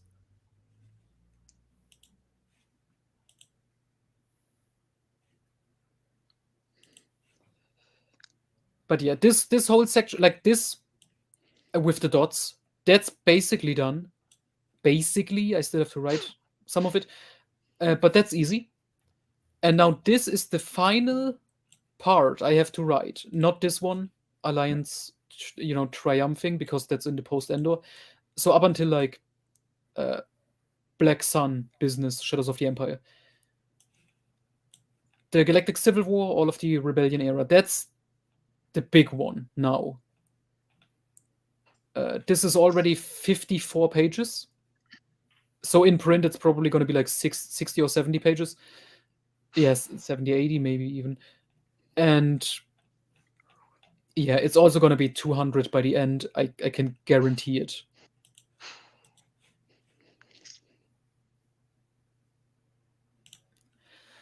Oh yeah, the Tales from the Mos Eisley Cantina, Tales from Jabba's Palace, and Tales of the Bounty Hunters are excellent. They have great stories, would highly recommend. The two other ones, Tales from the New Republic and Tales from the Empire, are not as good. They are not connected. The previous three Tales books, Mos Eisley, Jabba's Palace, Bounty Hunters, all have a common theme and, are set around one event in the original trilogy. But Tales from the Empire and Tales of the New Republic are just best of from the Adventure Journal short stories. They have good stuff in them, but they are more hit or miss. I would especially recommend Tales from the Mos Eisley Cantina. That is one of my favorite short stories.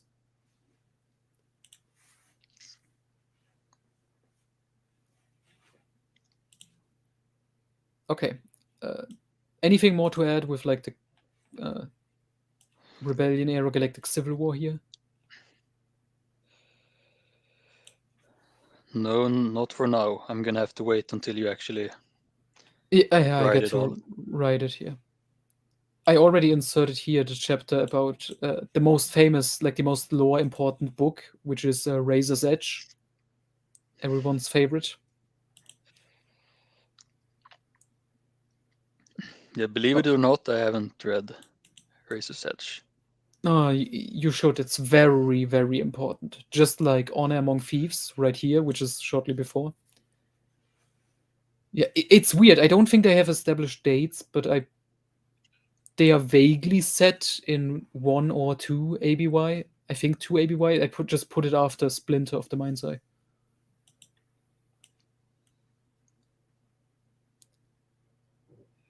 Wait, if we have to move everything like that with this calendar system, maybe that's gonna push some stuff like a year further down. But yeah, we shall see. And then here between Empire and Jedi is just gonna be a nightmare. Yeah, It's one. don't move anything unless it says how many months after Yeah, the Battle yeah. of Yavin. All right, that's clear. Okay. But yeah, this is gonna be fun. Shadows of the Empire, the Marvel comics, and then some video game bullshit has to fit in here. Yeah. And it apparently it claims Shadows of the Empire is 3.5, so half a year into it, and that I probably will have to change that. I don't think that makes sense. How does Shadows of the Empire end? Does it? I don't remember. I think it ends with Luke building his lightsaber, his green one. I think. Yeah, it's like right before the movie, right? Yeah, but I think there are also kind of time skips in it. Yeah, maybe. So we have to see. Yeah, so the question is if you could say that it takes place during 4 or 5 months. Yeah, because we know for sure, like the Ty Venice story arc from the Marvel comics takes place after, because they search for this rebel pilot called Venice, who disappeared, and he had information by the Boffins about what the information is. The second Death Star being a thing, which they don't learn in Shadows of the Empire. It's just now the Boffins have this information, but they haven't given it to the rebels yet, I think. And then we have to insert the Rebel Heist comic, famously. Oh, no, wait, no, that's shortly before Empire. so much fucking bullshit. It's hard to keep track of it.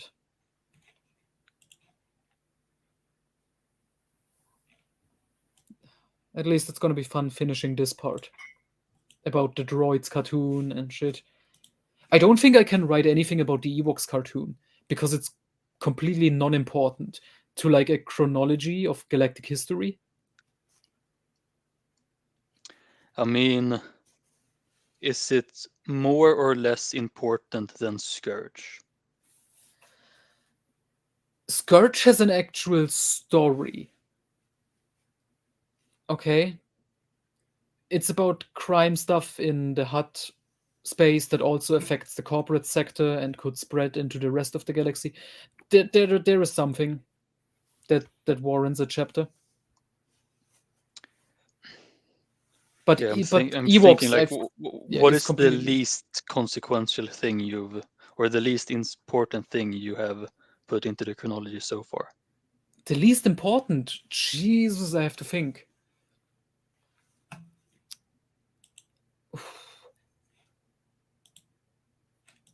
Oh, something I don't think I have added it in, but I probably should, is Boba stops being a bounty hunter and gets married. I think I have to go back and insert that in the Clone Wars section. No, Dark Times. Dark Times, when he becomes a dad. Yeah, but that chapter would just be about his character and not really galaxy important events. But it has to be mentioned because I know I mentioned it later in post Endor when his wife and Myrta show up. But yeah, Well, if I remember correctly, in your Old Republic chronology, you put a reference during your early chapters to a flashpoint from SWTOR, I think. did I? What was it specifically? I forgot what it's called. It's a machine of death or something. A machine of death in Or whatever. SWTOR. There's a lot of machines of death in SWTOR. Yeah, but I mean, if you're going to include that, you might as well include What? whatever you want. Okay.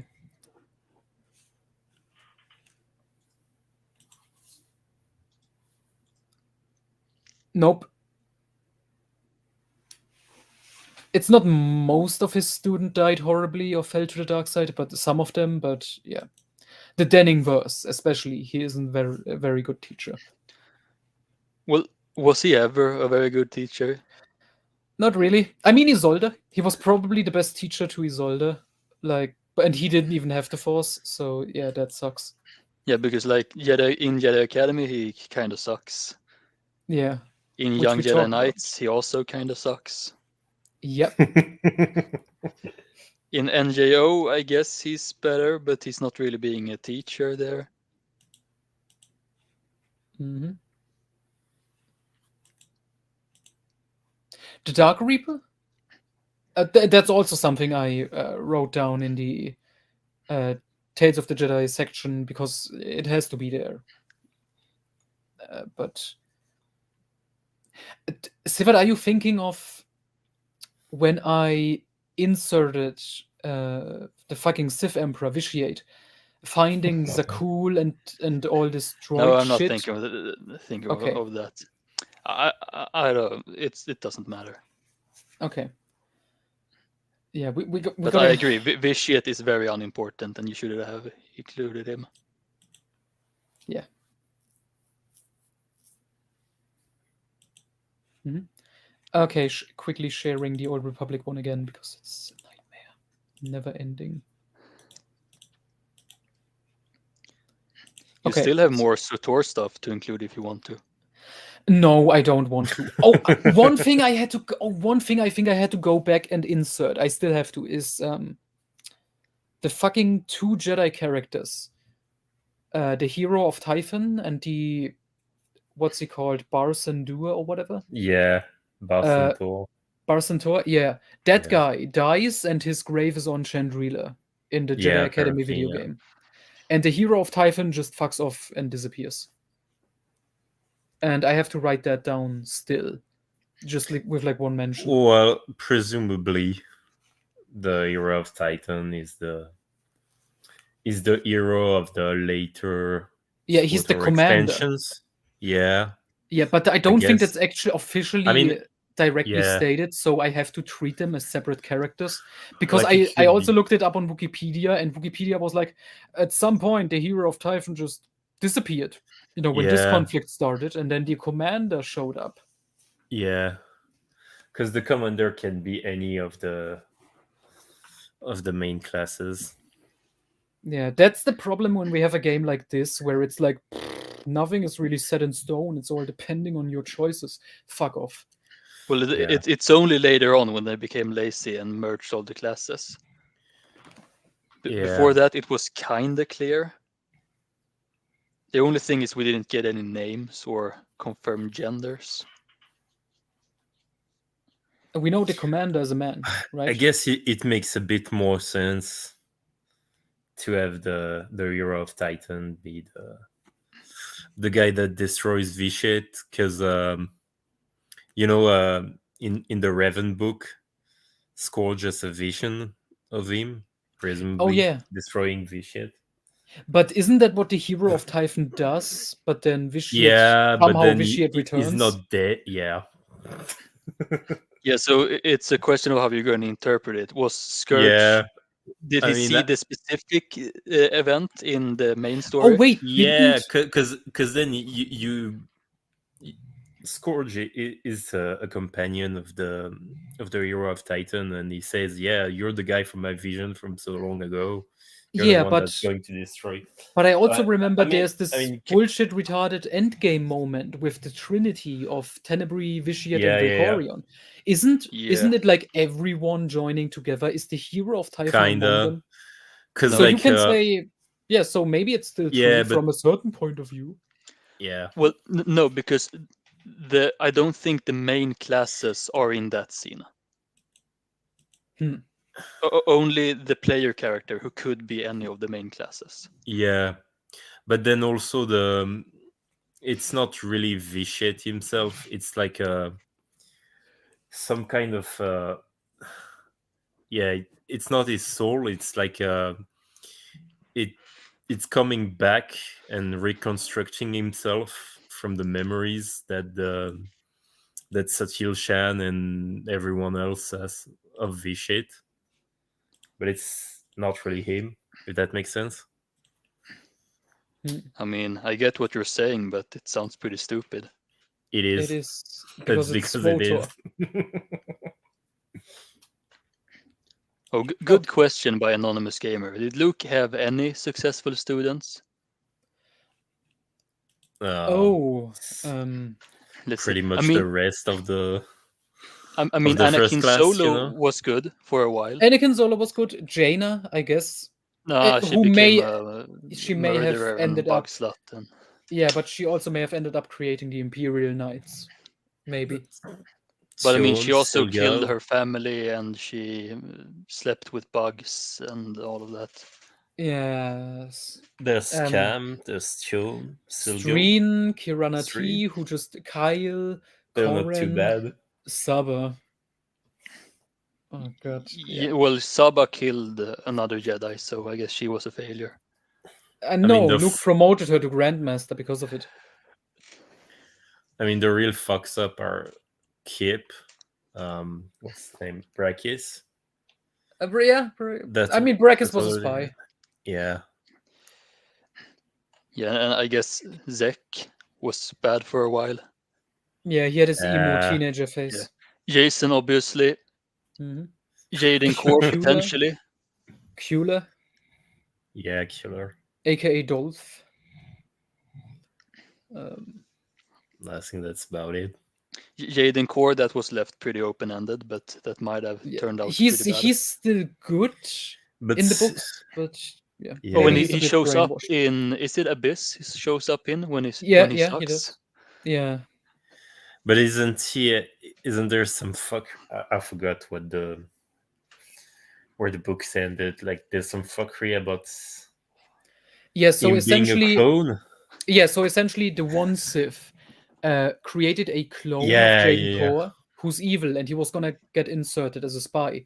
And they wanted to suck out Jaden Core's the real one's memory and insert into the clone. Right. Yeah. Then we get the fight between real Jaden and clone Jaden, and real Jaden gets killed, and then his Padawan knocks out clone Jaden and inserts Yeah. dead real Jaden's memory into the clone, and then real Jaden is back, and now he's living in a clone body of his own body, and he's good apparently. But that also sounds like it concluded what the one Sith wanted. Yeah. But the clone made it sound like, oh no, the process isn't ready. So it may actually have overwritten, and it's just normal Jaden Core living in a clone body of his own. The books also imply Jaden Core, the character we always knew, isn't even an original human being to begin with, but also a clone of Soldier, who was trapped with the rest of the Jedi Sith hybrid clones in the research facility. And it's all a bunch of like, it's mindfuck. It's mindfuckery times 11. Oh yeah. But I think it's implied that the Soldier is actually a clone of Jaden Core, and Jaden Core is just Jaden Core, and he was the real one. Except now he's actually living in a clone body of himself. But then in Fate of the Jedi, it's as if nothing happened. Yeah. Yeah, I mean, he is back to normal. So, yeah, he doesn't know he lives in another body of a copy of his own body now. Yeah, right, because they didn't tell him about it. Yeah, his Padawan, the Kiadimundi-esque guy.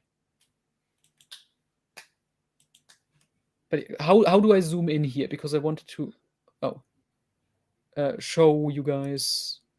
You want to zoom? There's a thing at the bottom right corner, maybe. Bottom right. Oh. Big brain. Okay. Oh, this is big. Okay, because this is where I have written down the English names of the chapters and shit. So we have it all here. Okay, I have to go a little bit bigger. Okay.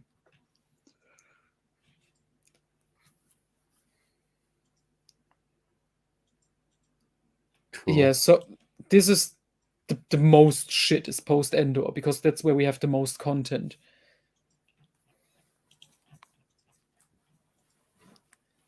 Okay, this is the Dawn of the Jedi and stuff. I just want to highlight this again because it's true. SWTOR was a mistake.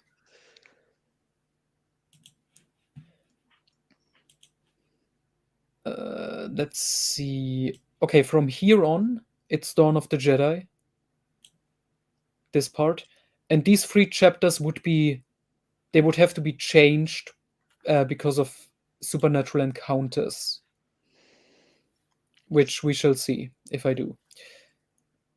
And then this is mostly like lore stuff and sourcebook stuff. This chapter is about all this stupid fuckery with the Sith Empire of Vitiate, which I never understood it because I didn't know anything about the SWTOR game and the backstory, and I had to research how they even exist and how it ties into the Tales of the Jedi comics. And it's so dumb. I can't believe it. So Vitiate is like a 12-year-old or something, like named Tenebri, and he wipes out his own home planet. And Marka Ragnos is so impressed, he gives him the title Darth Vitiate. Yeah. Yeah, and then he sucks out... Because for some reason, the Sith decided just to use that title someday. Oh yeah, because Naga Seto was also referred to as Darth Naga Seto. It's fucking retarded. I hate that.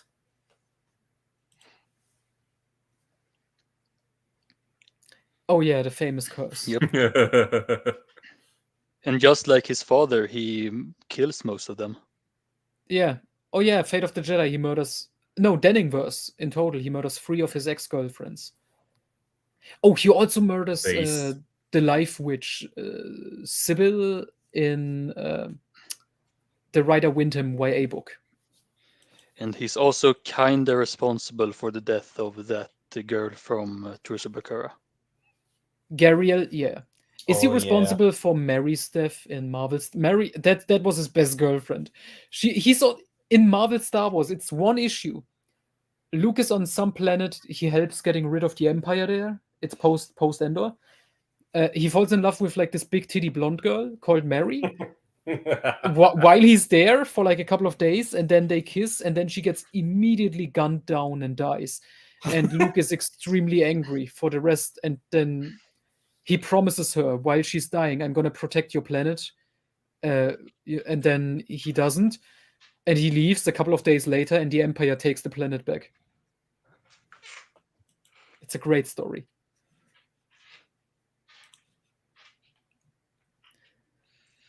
Okay, here we are. Galaxy at War.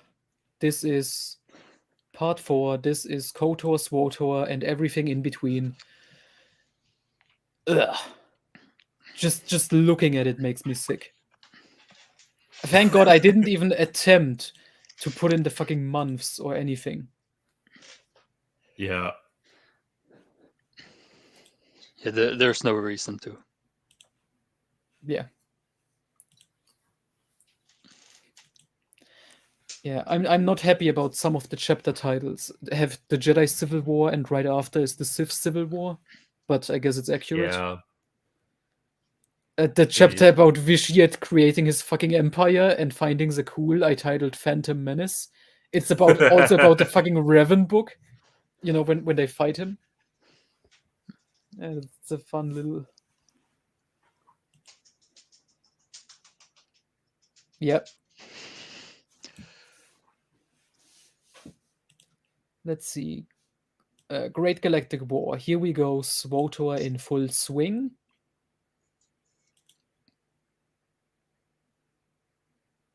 Yeah, we got the fucking Scorpio. All in caps, because that's apparently how the name is written. With these 2 chapters, it begins to get beyond retarded. And it stays that way. Up until... And maybe the Darth Desolus shit. But yeah. The Vitiate's final death, it's just called Trinity, because why not? And then the Melgis and this Mandalorian bullshit. That's like the last thing that happened. What is the fucking weapon? Because I just had to write it as like, oh, they were searching for some weapon that could bring great destruction. But I don't know what type of weapon it is. I don't know if the game revealed it. It's not on Wikipedia, or I couldn't find anything. I just found some forum. Someone on Reddit said it was like a sonic weapon or something, but I don't know if that's true. Yeah, so I had to keep it vague. Yeah, I didn't get to that part yet. I just hope they post like one final update, finish this story, and then they are fucking done. Like lore-wise, how do we even get rid of the Sith Empire by this point? Like, I know they are not as strong as they were at the beginning, like just writing this chronology, but we have to get rid of the Sith Empire itself, the Sith Lord, the Force users, and the Sith species. Yeah. And we only have like 100 years I guess left. it would be during the uprising, I guess. Which uprising? The Darth Desolus one? Yeah, I guess you could explain it that he does his uprising and most of them die during that point. Maybe, but it's like his uprising was like he was a Jedi, he gave himself the title Darth Desolus and recruited his native people into an army and fought the Jedi. I don't think it would have that big of an effect on the rest of the Sith. Maybe what's the woman's name? The other Sith lady, the Sith lady from Force Unleashed. I don't know. Yeah, because we don't know her when she lived, but she was like, her backstory is she was born as a Sith Lord and became powerful, and she started to murder other Sith. And eventually Jedi and Sith had to team up to defeat her. And she got like a nickname, something like the Shadow or the Hidden Fear, I think, was her nickname. Maybe you can tie that into the downfall of the Sith Empire, but yeah. Or I guess just sometime between the Darth Ruin reformation and SWTOR. No, because before 2000, like the new Sith Wars, the last Schism 2000 BBY, the Sith are already gone. Like the Darth Ruin or whatever, he was the first of the new Sith. Yeah, but but preceding that was a schism in the Sith, or some kind of civil war or whatever. That internal fighting that destroyed the Sith Empire. Okay, is that true, or is that your headcanon? Well, Ruin reformed the Sith. We know that, and don't we know that the Sith were basically in some kind of schism before that? I don't think so. As far as I know, how SWTOR, the storyline ends so far, their empire has forget about suffered, SWTOR. Yeah. Forget about SWTOR. Darth Ruin, when he reformed the Sith. Let me look it up. I'm gonna double check. I think I would have noticed this on my first read through his story, but if it says that he, like, no, I think it mentions he made himself Darth Ruin, and he recruited Jedi into his new Sith order. I think so, yeah. Oh, wait, it says intent on reviving the Sith into a new empire. Phanius rallied various surviving Sith clans under his banner. Okay. But then it links. Wait. Internal struggles or something. Maybe it says Sith clans, like surviving from like an internal war. But the thing Wikipedia links is Sith cults, which is not the same. That's fanboys of the Sith. That's not the same as like, oh shit. Yeah, so I'm gonna double check this, but okay, that would make sense. If that's the case, I have to rewrite the chapter a little bit. But yeah, I guess we'll just wait for the next update of SWTOR, which is hopefully coming soon, so we can be done with they're it. gonna go on for a while, probably. Fuck. Yeah, because it's kind of a cash cow. They put the minimum amount of effort in just to get people to subscribe. I don't know. I guess. Well, especially because he was too busy being asleep when she died. Oh yeah, right. His narcolepsy got the better of him.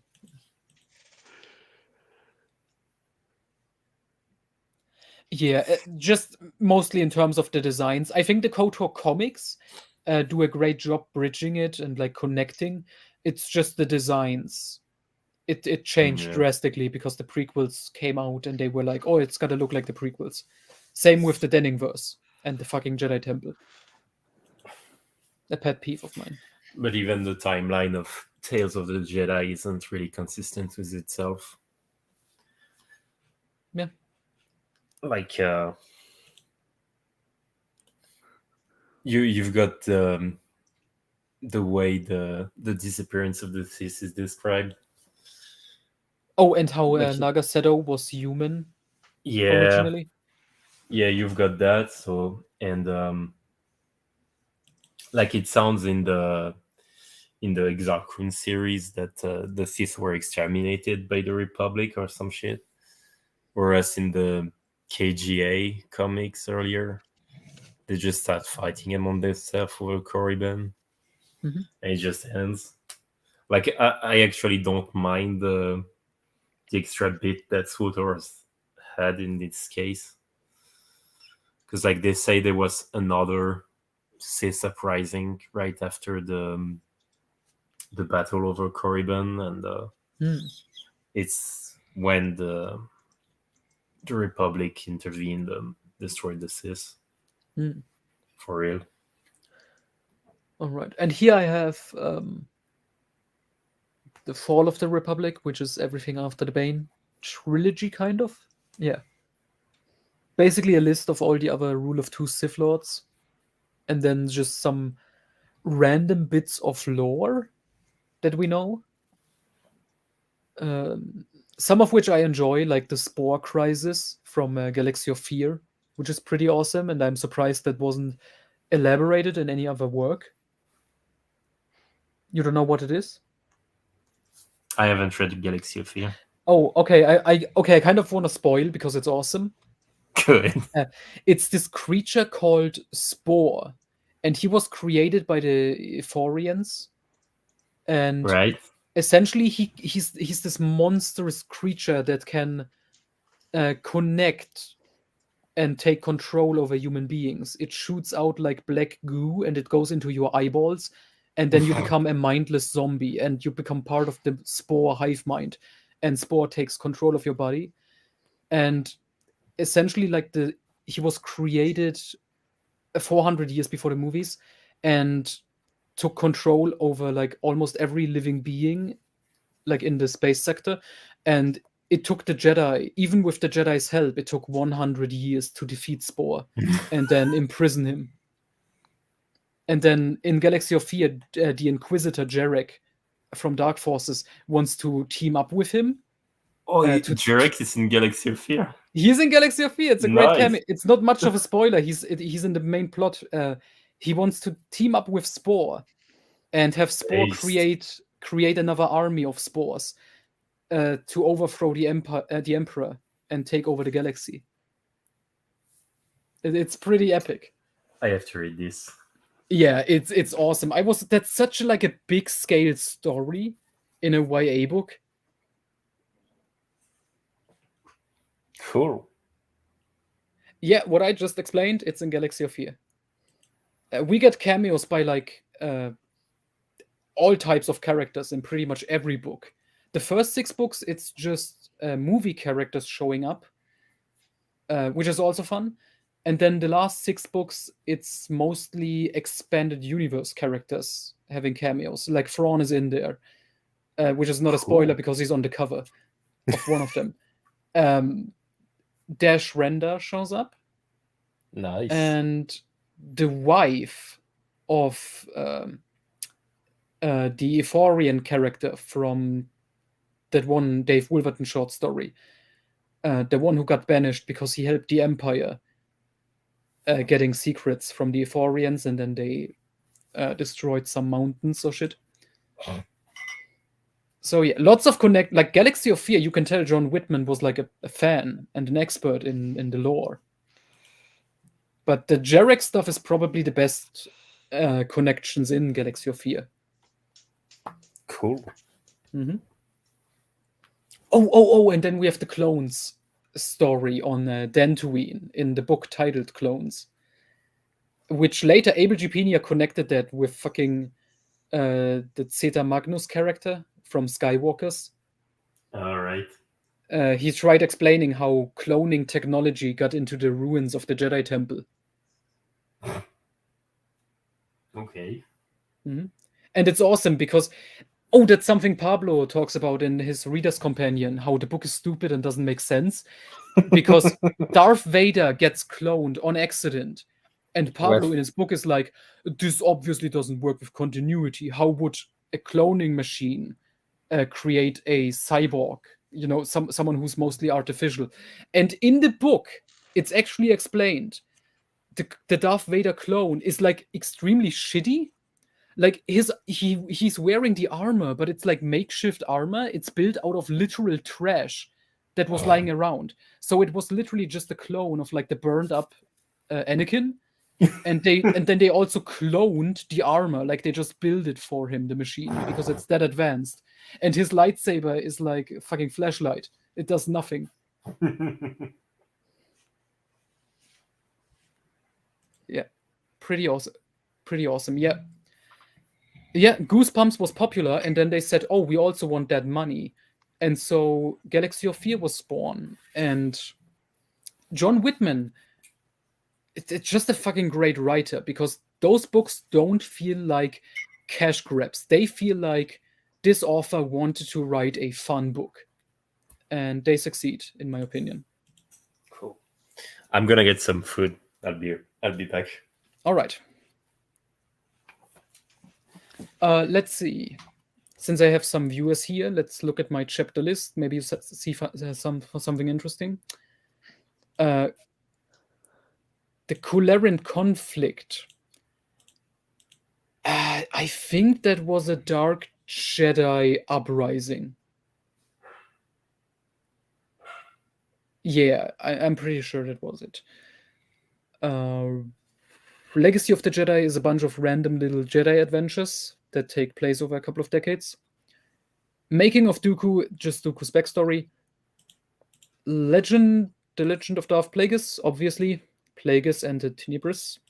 The Rise of Palpatine, that's most of the Plagueis novel. Training Darth Maul, that's also self-explanatory.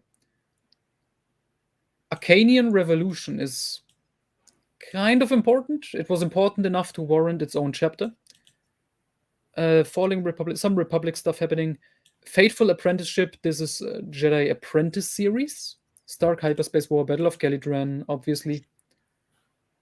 The Force Strikes Back. So yeah, this is a part of the Plagueis book, and Anakin Skywalker being born. Call to Vengeance, also Jedi Apprentice. Moving into Alignment was like little stuff. Yinkori Uprising, Coghive 7 is more Lockdown. Iriadu Summit, and then Shadow Hunter, which is all the stuff right before Phantom Menace, which we then get here: Battle of Naboo, Tragedy of Plagueis, Lost 20, the Prime Clone.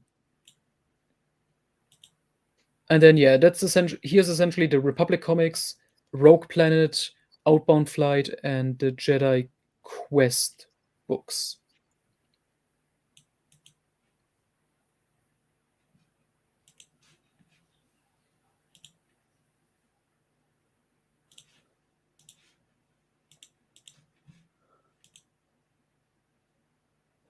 No. He has his own, Kyle Katarn has his own book trilogy. It's called the Dark Forces Trilogy: Soldier for the Empire, Rebel Agent, Jedi Knight, written by William C. Dietz.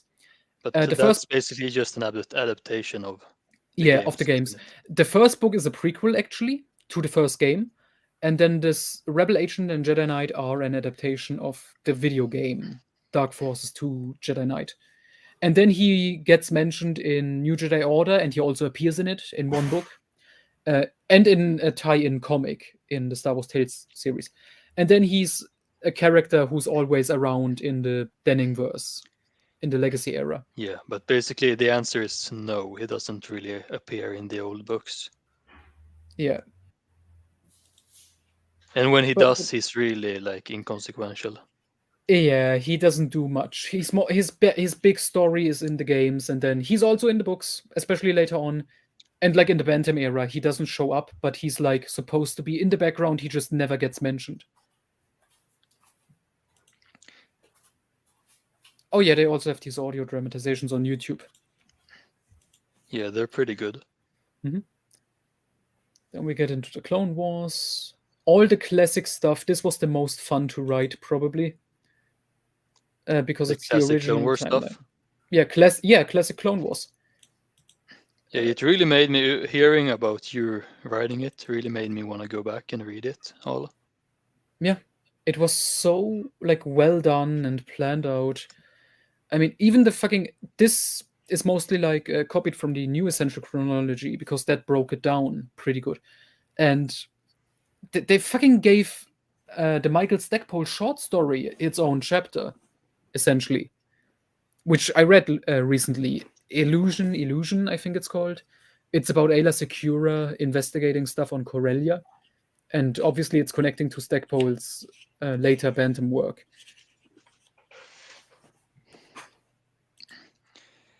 Yeah. Yeah, I wish they kept being this coordinated later on in the EU. Yeah. New Jedi Order and Clone Wars was like the highlight of that, and then it all just broke down. I mean, I guess Dark Times wasn't their fault, because like you said, it's because of George's stupid show he wanted to do. Yeah, he was like, "Oh, I'm gonna do Underworld," and you can't tell you can't tell Leia stories, which multiple authors approached Lucasfilm, and they all were shut down, including Stover and Crispin. Yeah, we could have had so many good sources. And Alston wanted to do his Darth Vader trilogy he talked about. Really? I haven't heard about this. Alston. Yeah, so well, it's not the Dark Times trilogy, but during his panel with Timothy Zahn that you have clipped a few times, Mhm. they both got asked if they ever had a trilogy shut down, or if they had a book pitch shut down by Del Rey, and Alston said that he wanted to write a Darth Vader trilogy, which would just be about the events of the original trilogy, but from Vader's perspective. Oh. And this was right after Revenge of the Sith, so he said that with the prequel trilogy in mind, and because we know like what he was before, we can now it could add a new perspective to the original trilogy. But for some reason, Del Rey didn't want him to write that one. Yeah, reminds me of Lucino saying he wanted to write a Palpatine novel that takes place during Empire Strikes Back from Palpy's perspective. Now, I don't know if Alston could pull that off, because I don't know how he would write Vader. Yeah, we haven't seen that. And I don't know if his jokey tone would fit Vader. And yes, my chronology is still on Amazon, and I will also post the other ones on there once they are done. I mean, Yeah, I it broke guess down. Alston writes a pretty good, like, tragic character in Kaidus. I guess. Out of the I mean, three I don't authors. like it, but that's only because I think it's inconsistent with the earlier portrayals. But I guess if you look at it for what it is, it's a pretty good portrayal. Because he makes Kaidus be serious, but also a bit tragic when it comes to Alana and stuff. Yeah. I mean, I know you don't like it. Yeah. Yeah, would have been interesting, for sure. But this reminds me, like, the Force Unleashed novelization. Do you know what Sean Williams says at the beginning of it? No. He's like, with special thanks to George Lucas for opening the Dark Times era finally to explore. I mean, I guess. Yeah, and I guess he considers the Dark Times. It's like 3 years before New Hope. That's like, oh, Yeah. we had that in the 70s with the Han Solo trilogy. Yeah, so by it's Daly. even inaccurate, in fact. Yeah. Yeah, and we had the AC I mean, I Crispin guess trilogy, I guess which is he I guess he may just be talking about the Vader prologue, which is 18-ish BBY, but yeah. Yeah, thank you, George Lucas, for allowing me to write this one chapter of the entire book. Mm-hmm. What Anonymous Gamer didn't read any his X-Wing series. Oh, X-Wing. Specifically, he wrote the Wraith Squadron, which is better than Rogue Squadron. No question. And I mean, of course, I recommend his NGO books too, but you'll have to read the entire NGO for that. Exactly. So for Wraith Squadron, the books are called Wraith Squadron, Iron Fist, and Solo Command, and that's essentially a trilogy. And then he also wrote a standalone X-Wing book called Starfighters of Adumar, which is the funniest Star Wars book ever written. And then he wrote a standalone sequel to the Wraith saga called Mercy Kill, which was intended to be book one of a new series, but then the expanded universe died and Alston himself also died. And we never got anything more from those characters, sadly. And his other books are decent, but I don't recommend them because they're part of series I don't like. Yeah, then he became one of the 3 writers of 2 controversial series, Legacy of the Force and Fate of the Jedi. And his book they cannot be read on their own, sadly. He is the best writer in both series, Legacy of the Force and Fate of the Jedi, but no, wouldn't recommend.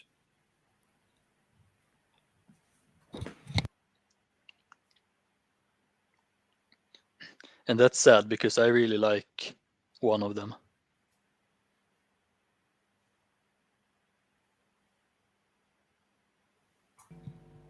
Okay, looking at this. Dark Times era. What about it? This one chapter I wanted to point out, the Hind Snake Conspiracy. Guess what fucking comic or whatever story it is? Chance. The Wait, You can't even get the Heinz. Okay, this is a big stuff about the Darth Vader stuff happening, and it's called the Hind Snake Conspiracy. What story and legends could this be? This chapter? Oh, is that the Vader comic? Or Which the one? the shitty one? Ninth Assassin. Yeah, it is Darth Vader and the Ninth Assassin. And yeah, I think I also squeezed in The Cry of Shadows by the same author in this chapter. This was fun to write because when you break the plot down, the titular Ninth Assassin has nothing to do with anything. And it's about some weird death cult trying to recruit Darth Vader. And then he steals their crystal, which powers their own natural super laser that they have for some reason.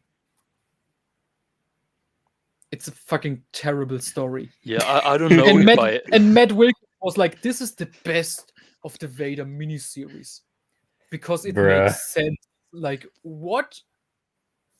What? I just remember him saying, oh, it makes sense to send like so many assassins after Vader because this is only a couple of months after Revenge of the Sith and they don't know how powerful he is. The fucking assassin has nothing to do with anything to begin with. Like, that story is completely useless. Like, literally, it's a 5-issue series. The first issue is setting up this fat guy. His son got murdered by Vader, and he's hiring this 9th assassin because he's already hired 8 assassins and they all got murdered. And basically, the first issue is just setting up, okay, this 9th assassin is gonna track Vader. And then the next 4 issues have nothing to do with him. And Darth Vader is investigating a cult that uses a Death Star level super laser and tries to assassinate Palpatine because they want Vader to become their leader. And so he tracks them down, murders them all, steals the Death Star laser technology they have, which is a crystal. And then he gives it to Palpatine. And Palpatine is like, I'm going to use this for the Death Star, probably. I'm going to give this to Tarkin. And then the 9th assassin shows up after he has murdered this cult. And they fight for like 2 seconds, and the assassin gets murdered. And that's the story. Sounds awesome. It's so bad. And the fucking... It's not even just the drawings being awful, it's the designs. Like, there's a dragon on 2 legs, which looks strange as fuck. And, like, the incest death cult looks disgusting. And fucking, what is it? The fucking Imperial Royal Guards, they are used as, like, comedic reliefs. And they are goofy. And then they get brutally murdered. And it's like, it's embarrassing. It's a fucking abysmal comic. Yeah, I don't know if I even read it. I think I've read 3 of the Vader comics. So all the good ones. I don't know. They were all so forgettable that I don't know which one's which. Ghost Prison, Lost Command, and Cry of Shadows. Cry of Shadows is about the clone trooper who's like a Vader fanboy until he realizes he's a big meanie head. And then Ghost Prison, it's the backstory of Moff Tractor from the Empire comics, which was fun. Yeah, the thing is, you say that, but I have no recollection of any of it. Okay. Which one ends with him being like really injured and then he's hanging in some medical chamber and then the Emperor talks to him? Oh, that's Lost Command. That's the story about Vader having to find Tarkin's son Garrosh, who has joined the rebels. And then that's fun. Garrosh Tarkin has found a girlfriend and she's pregnant, and she tries to make Vader like Vader is like emotionally broken down and keeps thinking and dreaming about Padme, and then he tries, when he learns that she is pregnant, Tarkin's girlfriend, he tries to murder them all and commits suicide as well, and he lets like a building collapse on top of them, but he survives. Yeah, his hate kept him alive, I think. Yeah. I remember but I that think, one. yeah, but I think the implication is he wanted to commit suicide at that point. But yeah, instead he just murdered a pregnant woman. Anonymous Gamers asking about our favorite book series.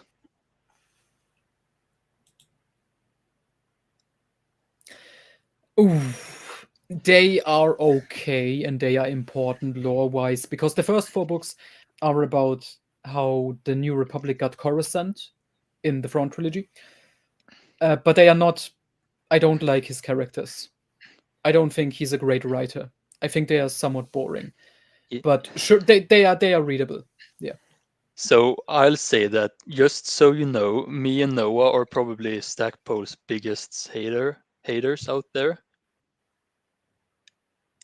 I'd say Yeah. so. Yeah, So that's fair. take everything we say with a grain of salt, but I'm not the biggest fan of those. Yeah, I mean, But Isard's most Revenge is people, really terrible. yeah, no one likes Isard's Revenge, but most people like the first 4 books, so I'd recommend them. Yeah, sure.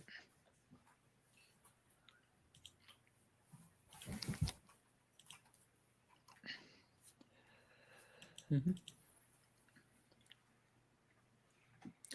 Oh god, you're asking much. Okay, so yeah, Truce at Bakura, one day after Endor, that's a good starting point. Yes. Let me look at my bookshelf. Truce at Bakura, the Bounty Hunter Wars trilogy. Where is he are we including comics and short stories and Let's RPGs and let's just go with the most important comics, which is just Dark Empire and Crimson Empire, essentially. Okay, so Truce at Bakura, Bounty Hunter Wars trilogy, Okay. Heart of the Jedi, the Dark Forces. Wait, let's just say before trilogy. that, if you're gonna go important, you don't need to read the Bounty Hunter Wars. No, you have to. It's the most important trilogy. I've never read it.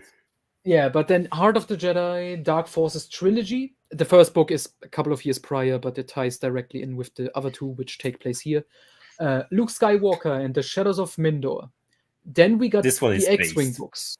Yeah, it is. And then we got the X-Wing books. Well, we got Jedi Prince before that. But then we got the X-Wing books. Books 1 through 7, I think. Yeah. The Courtship of Princess Leia is after that. Courtship of Princess Leia concludes Aaron Alston's Wraith Squadron trilogy. Essentially, the main villain, at least, is covered there. And then we got Tatooine Ghost, which you can skip. It's boring. Then we got the Thrawn trilogy. Then we got X-Wing, Isard's Revenge. And then we got the Dark Empire trilogy of comics. In between, there is the short novel Lightsider, which got recently released online. Then we got the Jedi Academy trilogy, I, Jedi, Children of the Jedi, Darksaber, Planet of Twilight. Planet of Twilight. X-Wing Starfighters of Edumar. The Crystal Star. Yeah, and you can skip And Children of the Jedi and Darksaber and Yeah, Planet of Twilight. no, you can read Darksaber if you want to. I think that's I Kevin's didn't best read book. Darksaber and I understood it perfectly fine. Yeah, but still, I would say if you have to read any of the Callista books, I would recommend Darksaber. So yeah, Planet of Twilight, The Crystal Star, which is the most important book, obviously. The Black Fleet Crisis trilogy, The New Rebellion. Don't we have Crimson Empire at some point?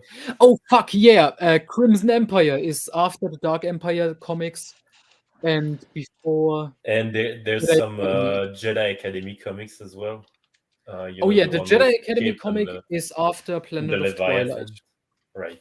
Yeah, Jedi Academy Leviathan is a comic. It takes place after Planet of Twilight. And yeah, it's essentially a sequel to Darksaber. It's not Darksider, it's Lightsider. It's not an official release by Lucasfilm because they never bought it.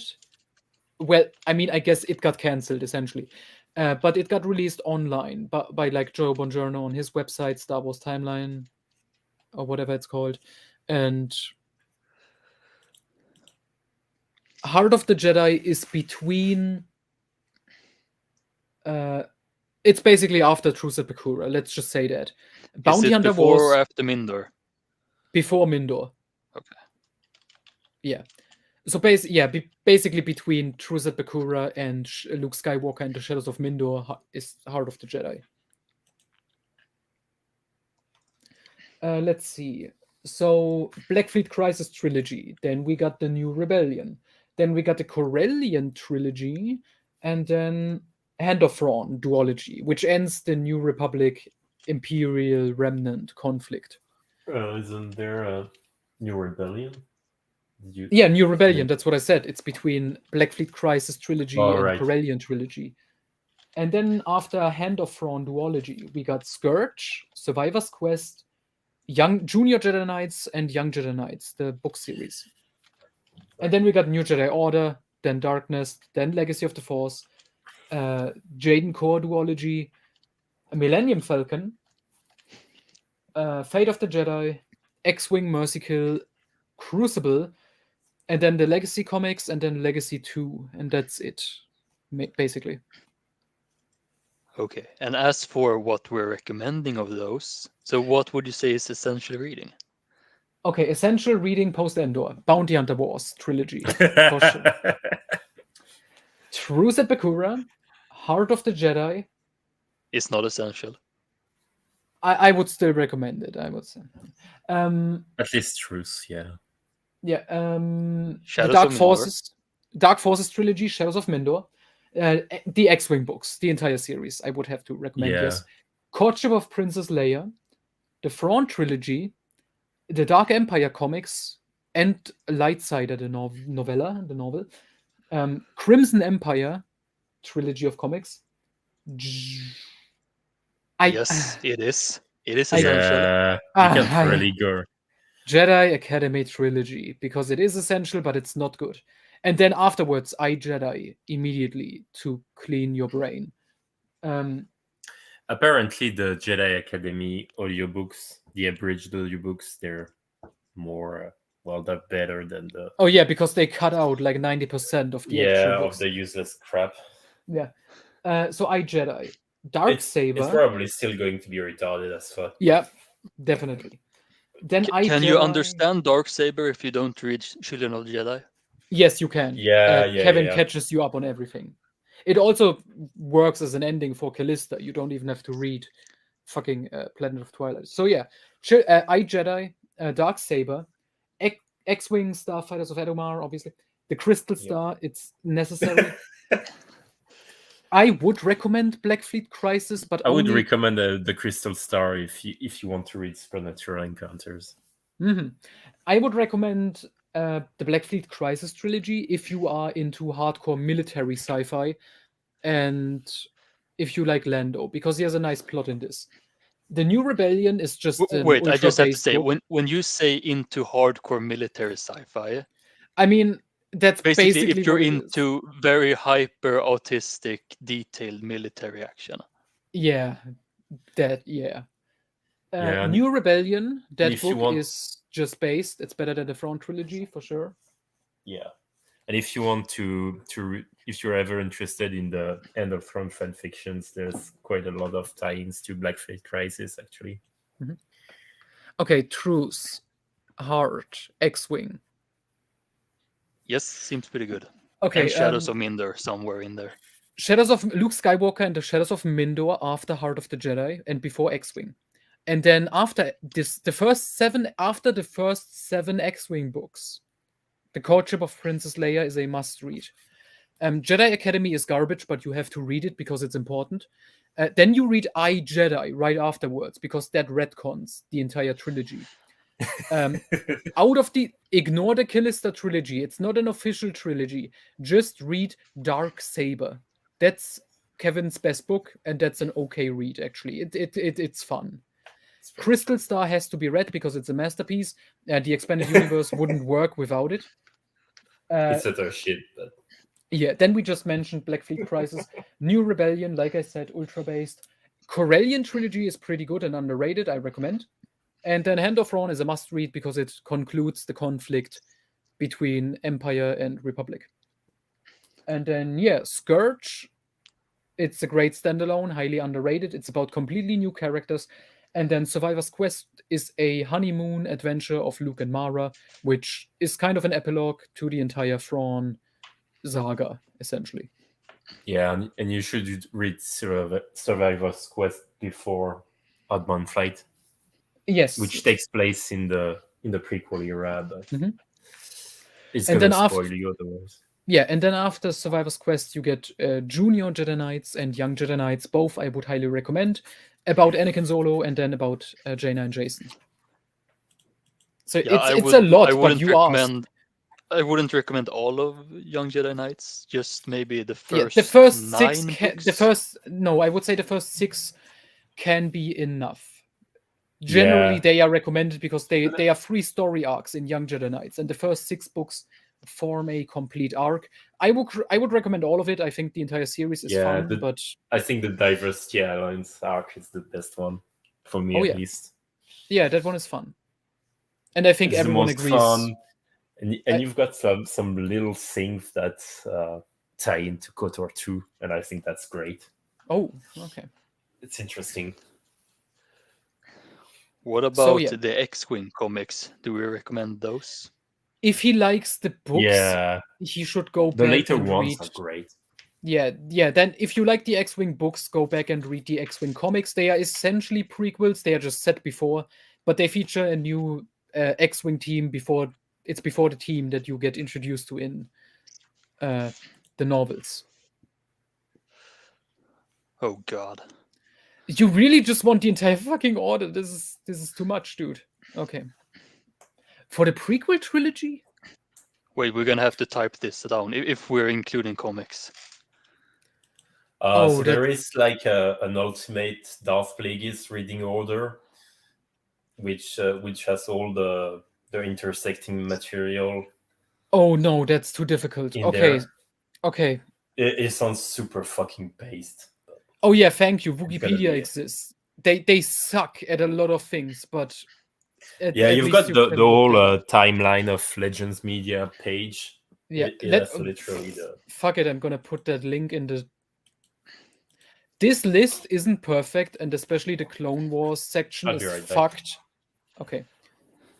Okay, I just posted it. Especially the Clone Wars section is fucked because of TCW, but this should give you a good starting point. And if you want more details, you can always come back and ask us. But yeah, that should help you.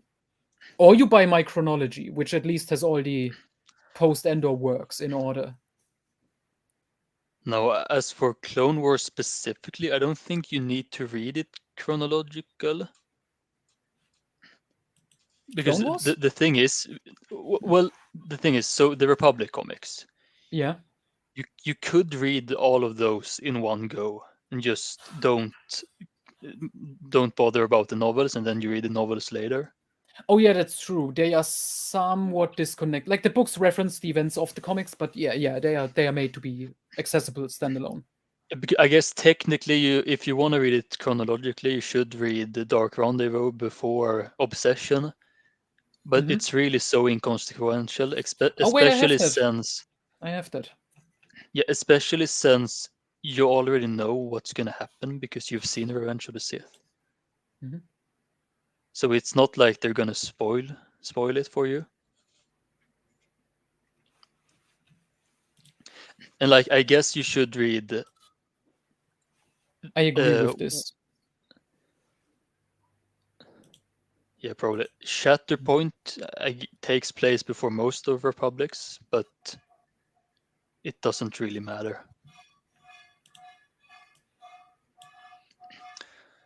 So I say just read all over Republic and Obsession because it ties into Republic and the Jedi comics, and then just all the good novels.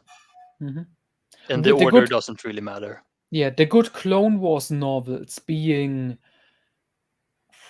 Republic Commando, Hard Contact, only the first one. No, just don't bother. The first one is a standalone. It can be recommended. But And it's then we not got that good. it's the best of the worst. Then we got Shatterpoint, which is great. Mhm. The Medstar Cestus duology. Deception. Yeah, Cestus Deception is not great, but it's okay. Then we got the Medstar duology, which is masterful. Absolute recommendation. Then we got. I don't recommend Jedi Trial. That book sucks. But I highly recommend Yoda Dark Rendezvous because it's a masterpiece. I recommend Legacy of the Jedi and Secrets of the Jedi by Jude Watson. And then Labyrinth of Evil, obviously. Oh, Supernatural Encounter. Okay, fuck, man. Okay. Don't talk about Supernatural Encounter. It's not even released. Okay. The Old Republic books. Okay, the Old Republic books. Not the comics. The books. Okay, that's easy. Wait. Yeah, you have the timeline. I have the timeline here, but I'm looking at the. So Okay. yeah, first is Revan, like right after KOTOR 2. No. Well, the first book. takes. I know he's saying Old Republic, but we have to include the best era, Dawn of the Jedi. All right. Before the Republic. So the first book in Bye-bye. the timeline is Dawn of the Jedi Into the Void by Tim Levin. Then we got The Lost Tribe of the Sith Collected Stories, which is excellent, by John Jackson Miller. Then we have Revan, which is set after both KOTOR 1 and 2, because the book is structured weirdly. Then we have Deceived. And then we got Red Harvest. Then we have Fatal Alliance, and then we have Annihilation.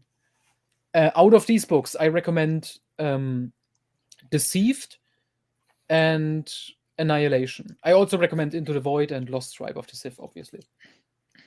And then after Annihilation, we got Knight Errant, which I don't recommend.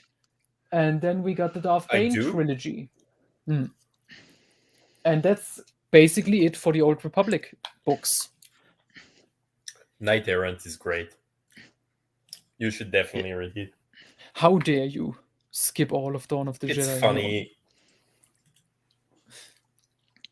It's funny, and it has some of the most funny Sith. The Supernatural Encounters currently available.